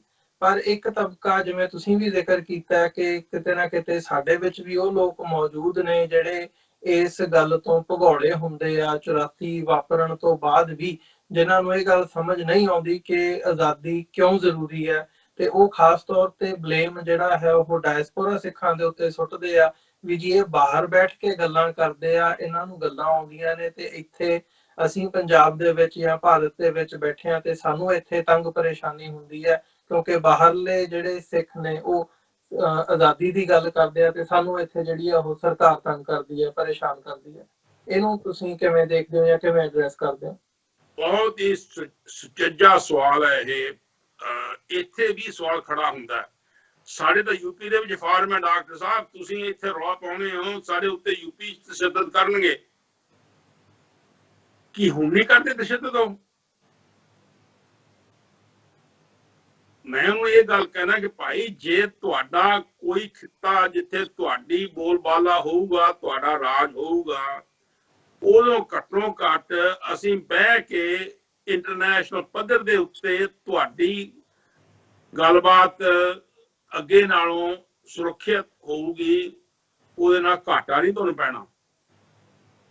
ਇਹ ਭਰਮ ਹੈ, ਬਹੁਤ ਭਾਰੀ ਭਰਮ ਹੈ ਕਿ ਜੀ ਜੇ ਪੰਜਾਬ ਦੇ ਸਿੱਖ, ਇਸੇ ਕਰਕੇ ਜਦੋਂ ਇੰਦਰਾ ਗਾਂਧੀ ਨੂੰ ਸੌਂਪ ਦਿੱਤਾ, ਮੈਂ ਗੱਲਬਾਤ ਕਰਦੇ ਕਿਹਾ ਸੀਗਾ ਸੰਨ 82 ਦੇ ਵਿੱਚ ਮੇਰਾ ਖਿਆਲ ਗੱਲ ਹੋਈ ਸੀ, ਉਹ ਰਿਚਮੰਡ ਹਿੱਲ ਗੁਰਦੁਆਰੇ, ਉੱਥੇ ਹਿੰਦੁਸਤਾਨ ਦੇ ਫਿਲਮੇ ਆਪਣਾ ਮੂਵੀ ਥੀਏਟਰਾਂ ਦੇ ਵਿੱਚ ਇਹ ਗੱਲ ਦੱਸੀ ਗਈ ਕਿ ਜਿਹੜੇ ਪੰਜਾਬ ਦੇ ਕਮਲੇ ਸਿੱਖ ਆ ਉਹਦੇ ਰੌਲਾ ਪਾਉਂਦੇ ਆ, ਤੇ ਜਿਹੜੇ ਬਾਹਰ ਬੈਠੇ ਸਿਆਣੇ ਸਿੱਖ ਆ ਉਹ ਇਹਨੂੰ ਸਰੋਪਾ ਦਿੰਦੇ ਆ। ਮੈਂ ਉਹਦਾ ਲਾਂਭਤਾ ਪਾਈਆਂ, ਸਾਰੇ ਬਹੁਤ ਰੌਲਾ ਪਿਆ ਆਪਸ ਵਿੱਚ ਹੀ। ਮੈਂ ਇਹ ਤੁਸੀਂ ਕਿਹੋ ਇਹਨੂੰ ਕਿਸ ਚੀਜ਼ ਸਰੋਪਾ ਦੇਣਾ ਜੀ। ਹਾਊਐਵਰ ਪੀਪਲ ਸਾਰੇ ਵਿੱਚੋਂ ਹੀ ਸੀਗੇ। ਨਿਊਯਾਰਕ ਦੇ ਵਿੱਚ ਬੰਦੇ ਮੈਂ ਨਹੀਂ ਨੇਮ ਕਰਨਾ ਚਾਹੁੰਦਾ, ਮੈਨੂੰ ਪਤਾ ਕਿਹੜੇ ਬੰਦੇ ਸੀ। ਅਨਫੋਰਚੂਨੇਟਲੀ ਇਹ ਭਰਮ ਭੁਲੇਖਾ ਹੈਗਾ ਕਿ ਜੀ ਜੇ ਅਸੀਂ ਬਾਹਰ ਆਵਾਜ਼ ਨਾ ਕੱਢੀਏ ਤਾਂ ਸ਼ਾਇਦ ਹਿੰਦੁਸਤਾਨ ਦੇ ਵਿੱਚ ਹਿੰਦੁਸਤਾਨ ਸਰਕਾਰ ਸਿੱਖਾਂ ਉੱਤੇ ਨਾ ਤਸ਼ੱਦਦ ਨਾ ਕਰੇ। ਇਸ ਦੀ ਆਪੋਜ਼ਿਟ, ਜਦੋਂ ਅਸੀਂ ਬਿਲਕੁਲ ਹੀ ਆਵਾਜ਼ ਬੰਦ ਕਰ ਦਿੱਤੀ, ਹੁਣੀ ਨਹੀਂ ਵੈਸੇ ਹੁਣ ਮਤਸਾਦੀ ਹੋ ਸਕਦਾ, ਮੇਰੀ ਇਕੱਲੇ ਦੀ ਆਵਾਜ਼ ਬੰਦ ਹੋ ਸਕਦੀ ਹੈ, ਪਰ ਸਿੱਖ ਕੌਮ ਦੀ ਆਵਾਜ਼ ਨਹੀਂ ਬੰਦ ਹੋ ਸਕਦੀ ਜੀ, ਕਿਉਂਕਿ ਇਹ ਆਵਾਜ਼ ਜਿਵੇਂ ਸ਼ਹੀਦ ਊਧਮ ਸਿੰਘ ਨੇ ਕਿਹਾ ਸੀ 1924 ਦੀ ਕਾਨਫਰੰਸ ਦੇ ਵਿੱਚ ਕਿ ਆਜ਼ਾਦੀ ਸਾਡਾ ਜਮਾਂਦਰੂ ਹੱਕ ਆ। ਜਮਾਂਦਰੂ ਬੜਾ ਭਾਰਾ ਸ਼ਬਦ ਆ। ਜੇ ਤੁਹਾਡਾ ਜਮਾਂਦਰੂ ਹੱਕ ਆ ਤੇ ਤੁਹਾਡੇ ਕੋਲੋਂ ਲੈ ਖੋਹ ਕੌਣ ਹੁੰਦੇ ਆ ਖੋਹਣ ਵਾਲੇ? ਕਿਉਂ ਤੁਸੀਂ ਉਹਨਾਂ ਨੂੰ ਦੇ ਦਿੰਦੇ ਹੋ 4 ਪੈਸਿਆਂ ਪਿੱਛੇ ਜਾਂ ਪੋਜੀਸ਼ਨ ਪਿੱਛੇ ਜਾਂ ਕਿਸੇ ਵੀ ਗੱਲ ਕਰਕੇ? ਸੋ I think we're selling ourselves too cheap. ਉਹਨਾਂ ਭੈਣ ਭਰਾਵਾਂ ਨੂੰ ਜਿਹੜੇ ਅਜੇ ਵੀ ਕਹਿਣਗੇ ਹਾਂ ਜੀ ਆਜ਼ਾਦ ਜਮਣੀਆਂ ਮਾਰਨ ਡਿਆ, ਇਹਨੂੰ ਕੀ ਪਤਾ ਜ਼ਿੰਦਗੀ ਕਿੱਦਾਂ ਲਿਆਉਣੀ ਆ। Those people think that we are not very smart. ਇੱਥੇ ਅਸੀਂ ਮੋਦੀ ਦੇ ਖਿਲਾਫ ਬੜਾ ਭਾਰੀ ਮੁਜ਼ਾਹਰਾ ਕੀਤਾ ਤੇ ਇੱਥੋਂ ਹਿਊਸਟਨ ਦੇ ਵਿੱਚ ਬਥੇਰੇ ਸਿੱਖ ਅੰਦਰ ਜਾ ਕੇ ਬੈਠੇ ਉਹਨੂੰ ਮਿਲੇ ਆ ਜੀ। ਐਂਡ ਉਹ ਸਾਨੂੰ ਸਮਝਦੇ ਆ ਵੀ ਅਸੀਂ ਕਮਲੇ ਸਿੱਖ ਆ। ਐਂਡ ਇਹ ਭੁਲੇਖਾ ਹੈਗਾ ਭਰਮ ਦੇ ਆਪਣਾ ਕੌਮ ਦੇ ਵਿੱਚ ਬਹੁਤ ਜ਼ਿਆਦਾ। ਦੇਖੋ ਜੀ ਬਾਹਰ ਦੇ ਸਿੱਖ ਕੁਝ ਕਰ ਨਹੀਂ ਸਕਦੇ। ਬਈ ਗਦਰੀ ਬਾਬੇ ਇੱਥੋਂ ਦੇ ਸਿੱਖ ਸੀ 100 ਸਾਲ ਪਹਿਲਾਂ, 110 ਸਾਲ ਜੀ। ਉਹਨਾਂ ਨੇ ਉੱਥੇ ਜਾ ਕੇ ਜਗਾਈ ਜਨਤਾ, ਉਹਨੂੰ ਵਧਾਇਆ। ਤੇ ਕੀ ਅਸੀਂ ਨਹੀਂ ਉਹੀ ਕੁਝ ਕਰ ਸਕਦੇ? ਸਾਡੇ ਕੋਲ ਸਰਮਾਇਆ ਹੈਗਾ, ਸਾਡੇ ਕੋਲ ਟੈਕਨੋਲੋਜੀ ਹੈਗੀ ਆ, ਸਾਡੇ ਕੋਲ ਹੁਣ ਤੇ ਇੱਥੋਂ ਸਾਡੇ ਧਨ ਭਾਗ ਨੇ ਕਿ ਅਸੀਂ ਆਜ਼ਾਦ ਮੁਲਕ ਦੇ ਵਿੱਚ ਬੈਠ ਕੇ ਆਜ਼ਾਦੀ ਨਾਲ ਗੱਲ ਕਰ ਸਕਦੇ ਹਾਂ। ਅਸੀਂ ਕਦੇ, ਮੈਂ ਤੇ ਕਦੇ ਸੁਣਿਆ ਨਹੀਂ ਕਿਸੇ ਸਿੱਖ ਨੂੰ ਕਹਿੰਦਾ ਫਲਾਣੇ ਨੂੰ ਕੁੱਟੋ, ਝਗੜੇ ਨੂੰ ਢਾ ਦਿਓ, ਫਲਾਣੇ ਦਾ ਨੁਕਸਾਨ ਕਰੋ। ਜਦੋਂ ਅਸੀਂ ਸਰਬੱਤ ਦੇ ਭਲੇ ਦੀ ਗੱਲ ਮੰਗਦੇ ਆ ਉਹਦੇ ਵਿੱਚ ਸਰਬੱਤ ਵਿੱਚ ਅਸੀਂ ਵੀ ਹੋਣੇ ਆ।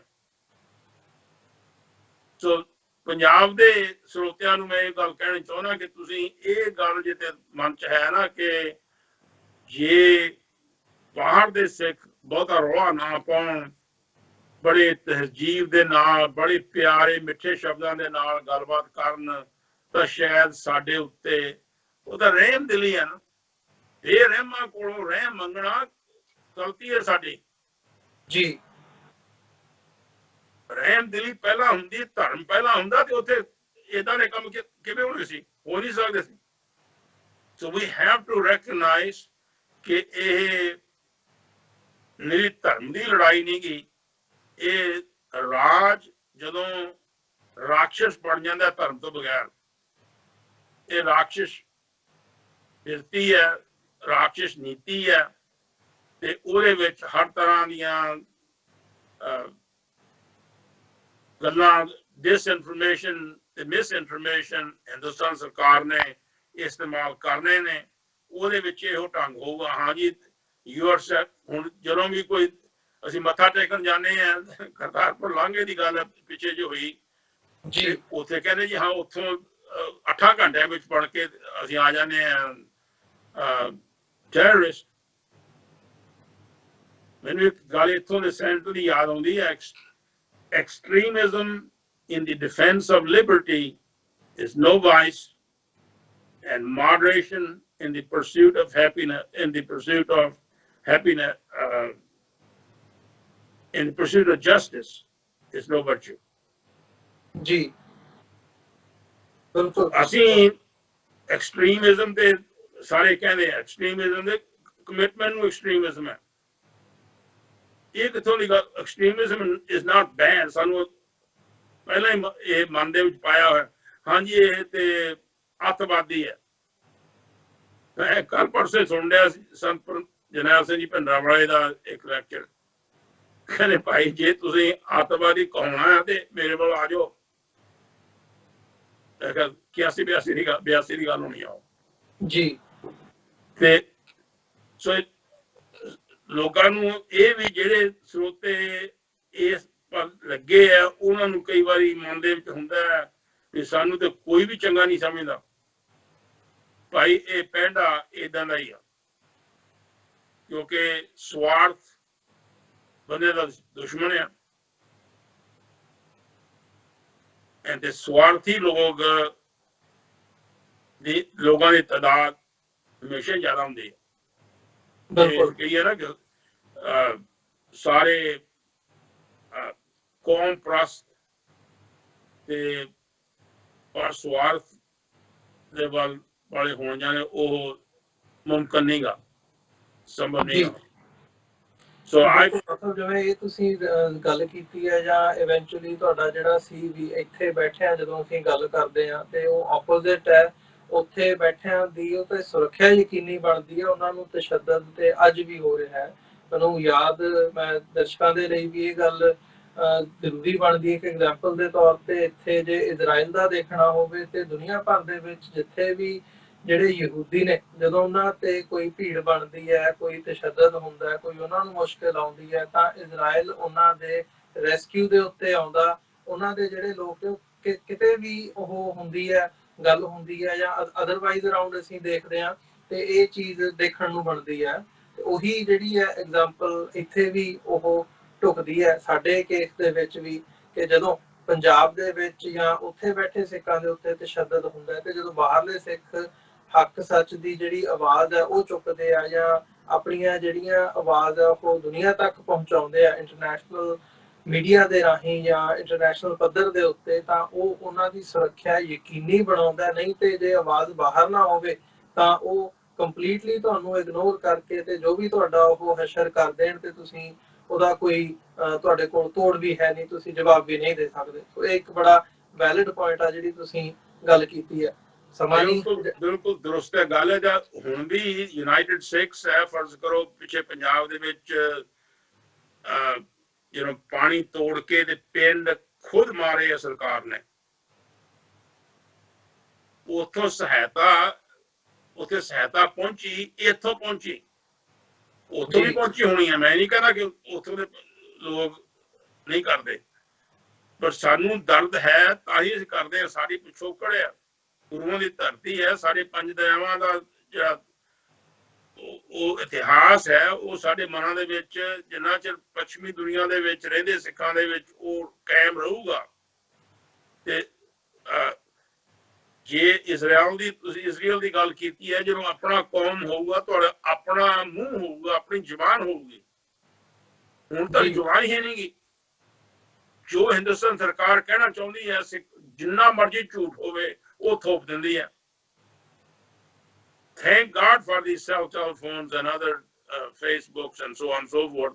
ਅੱਜ ਮੀਡੀਆ ਨਹੀਂ ਤੇ 84 ਦੇ ਵਿੱਚ ਸਾਰਾ ਕੁਝ ਥੋਪਿਆ ਗਿਆ, ਸਰਾਸਰ ਝੂਠ। ਉੱਥੇ ਜੀ ਪਾਸਪੋਰਟ ਬਣ ਰਹੇ ਖਾਲਿਸਤਾਨ ਦੇ, ਹਰ ਤਰ੍ਹਾਂ ਦਾ ਝੂਠ ਮਾਰਿਆ ਗਿਆ, ਕਿਉਂਕਿ ਉਹਨਾਂ ਨੇ ਪ੍ਰੈਸ ਪਹਿਲਾਂ ਜਿਹੜੀ ਫੋਰਨ ਪ੍ਰੈਸ ਸੀ ਕੱਢਤੀ ਸੀਗੀ ਹਫ਼ਤਾ 2 ਹਫ਼ਤੇ ਪਹਿਲਾਂ।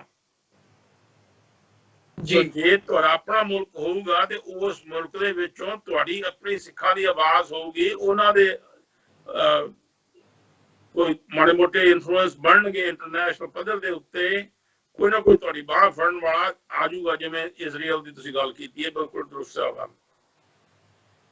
ਬਿਲਕੁਲ ਬਿਲਕੁਲ ਜਿਵੇਂ ਤੁਸੀਂ ਇਹ ਗੱਲ ਕੀਤੀ ਹੈ ਦਰੁਸਤ ਹੈ, ਤੇ ਸਮਾਂ ਨਹੀਂ ਸਾਨੂੰ ਇਜਾਜ਼ਤ ਦਿੰਦਾ ਡਾਕਟਰ ਸਾਹਿਬ ਗੱਲਬਾਤ ਨੂੰ ਹੋਰ ਅੱਗੇ ਤੋਰੀਏ, ਪਰ ਆਉਣ ਵਾਲੇ ਸਮੇਂ ਦੇ ਵਿੱਚ ਜ਼ਰੂਰ ਕੋਸ਼ਿਸ਼ ਕਰਾਂਗੇ, ਖਾਸ ਤੌਰ ਤੇ ਜਦੋਂ ਅਮਰੀਕਾ ਸੈਂਟਰਿਕ ਗੱਲ ਹੁੰਦੀ ਹੈ, ਸਿੱਖ ਸਟਰਗਲ ਦੀ ਗੱਲ ਹੁੰਦੀ ਹੈ, ਜਾਂ ਇੱਥੇ ਜਿਹੜੇ ਇਸ਼ੂਜ਼ ਹੈਗੇ ਆ ਸਾਡੇ ਤੇ ਅਦਰਵਾਈਜ਼, ਉਹਨਾਂ ਦੇ ਉੱਤੇ ਵੀ ਤੁਹਾਡੇ ਨਾਲ ਵਿਚਾਰਾਂ ਦੀ ਸਾਂਝ ਪਾਵਾਂਗੇ। ਖਾਸ ਤੌਰ ਤੇ ਜਿਹੜਾ ਅੱਜ ਇਹ ਸਾਰਾ ਇੱਥੇ ਅਮਰੀਕਾ ਦੇ ਵਿੱਚ ਬੈਠਿਆਂ ਜਿਹੜੀ ਇਹ ਰੇਸਿਜ਼ਮ ਦੀ ਇੱਕ ਗੱਲ ਹੈਗੀ ਆ, ਜਾਂ ਅਦਰਵਾਈਜ਼ ਅਸੀਂ ਦੇਖਦੇ ਹਾਂ ਕਨਸਟੀਟਿਊਸ਼ਨ ਦਾ ਤੁਸੀਂ ਜ਼ਿਕਰ ਕੀਤਾ, ਖਾਸ ਤੌਰ ਤੇ ਇੰਡੀਪੈਂਡੈਂਸ ਦੀ ਗੱਲ ਕੀਤੀ ਹੈ, ਇਸ ਬਾਬਤ ਵੀ ਵਿਚਾਰਾਂ ਦੀ ਸਾਂਝ ਪਾਵਾਂਗੇ। ਤੇ ਜਿਵੇਂ ਤੁਸੀਂ ਮੀਡੀਆ ਦੀ ਗੱਲ ਕੀਤੀ ਹੈ, ਮੈਂ ਸਾਡੇ ਦਰਸ਼ਕਾਂ ਦੇ ਲਈ ਵੀ ਦੁਬਾਰਾ ਇਹ ਗੱਲ ਰਿਪੀਟ ਕਰਦਿਆਂ ਕਿ ਪਿਛਲੇ ਦਿਨਾਂ ਦੇ ਵਿੱਚ ਜਿਹੜਾ ਹੈ ਖਾਸ ਤੌਰ ਤੇ ਸਿੱਖ ਮੀਡੀਆ ਜਿਨ੍ਹਾਂ ਨੇ ਆਵਾਜ਼ ਚੁੱਕੀ ਹੈ 1984 ਦੇ ਲਈ ਜਾਂ ਸਿੱਖ ਹੱਕਾਂ ਦੇ ਲਈ, ਉਹ TV 84 ਹੋਵੇ ਇੰਗਲੈਂਡ ਦੇ ਵਿੱਚੋਂ, KTV ਹੋਵੇ ਜਾਂ ਅਕਾਲ ਚੈਨਲ ਹੋਵੇ, ਸੋ ਇਹਨਾਂ ਚੈਨਲ ਦੀ ਜਿਹੜੀ ਆਊਟਰੀਚ ਸੋਸ਼ਲ ਮੀਡੀਆ ਦੇ ਰਾਹੀਂ ਹੈ, ਫੇਸਬੁੱਕ ਤੇ YouTube ਚੈਨਲਸ ਇਹਨਾਂ ਦੇ ਬੰਦ ਕਰ ਦਿੱਤੇ ਗਏ ਆ ਭਾਰਤ ਦੇ ਵਿੱਚ। ਉਹਨਾਂ ਨੂੰ ਹੁਣ ਉੱਥੇ ਜਿਹੜੇ ਬੈਠੇ ਲੋਕ ਆ ਉਹਨਾਂ ਦੀ ਐਕਸੈਸ ਬੰਦ ਕਰ ਦਿੱਤੀ ਗਈ ਹੈ। TV 84 ਦਾ ਫੇਸਬੁੱਕ ਪੇਜ ਤੇ YouTube ਚੈਨਲ ਇਸ ਵਕਤ ਪੰਜਾਬ ਦੇ ਵਿੱਚ ਜਾਂ ਭਾਰਤ ਦੇ ਵਿੱਚ ਨਹੀਂ ਦੇਖਿਆ ਜਾ ਸਕਦਾ। ਸੋ ਇਹ ਇੱਕ ਫਰੀडम ਆਫ ਸਪੀਚ ਦੇ ਉੱਤੇ ਜਾਂ ਫਰੀडम ਆਫ ਐਕਸਪ੍ਰੈਸ਼ਨ ਦੇ ਉੱਤੇ ਇੱਕ ਹਮਲਾ ਹੈ ਕਿ ਤੁਸੀਂ ਆਪਣੀ ਗੱਲ ਵੀ ਲੋਕਾਂ ਤੱਕ ਨਹੀਂ ਪਹੁੰਚਾ ਸਕਦੇ। ਇਹ ਇੱਕ ਵੱਡਾ ਸਵਾਲ ਇਸ ਵਕਤ ਸਾਡੇ ਲਈ ਬਣਿਆ ਹੋਇਆ। ਸੋ ਇਸ ਗੱਲਬਾਤ ਨੂੰ, ਇਸੇ ਲੜੀ ਨੂੰ ਅਸੀਂ ਅੱਗੇ ਵੀ ਜਾਰੀ ਰੱਖਾਂਗੇ। ਡਾਕਟਰ ਸਾਹਿਬ, ਤੁਹਾਡਾ ਬਹੁਤ ਬਹੁਤ ਧੰਨਵਾਦ, ਤੁਸੀਂ ਸਮਾਂ ਕੱਢਿਆ ਤੇ ਵਿਚਾਰਾਂ ਦੀ ਸਾਂਝ ਪਾਈ ਹੈ, ਫਤਿਹ ਦੀ ਸਾਂਝ ਪਾਈਏ ਜੀ। ਵਾਹਿਗੁਰੂ ਜੀ ਕਾ ਖਾਲਸਾ, ਵਾਹਿਗੁਰੂ ਜੀ ਕੀ ਫਤਿਹ। ਵਿਊਅਰਸ, ਉਮੀਦ ਕਰਦੇ ਆ ਜਿਹੜੀ ਅੱਜ ਦੀ ਸਾਡੀ ਇਹ ਵਿਚਾਰ ਚਰਚਾ ਸੀ ਤੁਹਾਨੂੰ ਜ਼ਰੂਰ ਪਸੰਦ ਆਈ ਹੋਵੇਗੀ। ਸੋ ਅੱਜ ਦੇ ਸ਼ੋਅ ਦੇ ਵਿੱਚ ਇੱਥੇ ਹੀ ਇਜਾਜ਼ਤ ਚਾਹਾਂਗੇ, ਤੁਹਾਡੇ ਕੋਲੋਂ ਦੁਬਾਰਾ ਫਿਰ ਕੱਲ ਨੂੰ ਤੁਹਾਡੇ ਨਾਲ ਮੁਲਾਕਾਤ ਹੋਵੇਗੀ। ਇਜਾਜ਼ਤ ਦਿਓ ਜੀ। ਵਾਹਿਗੁਰੂ ਜੀ ਕਾ ਖਾਲਸਾ, ਵਾਹਿਗੁਰੂ ਜੀ ਕੀ ਫਤਿਹ।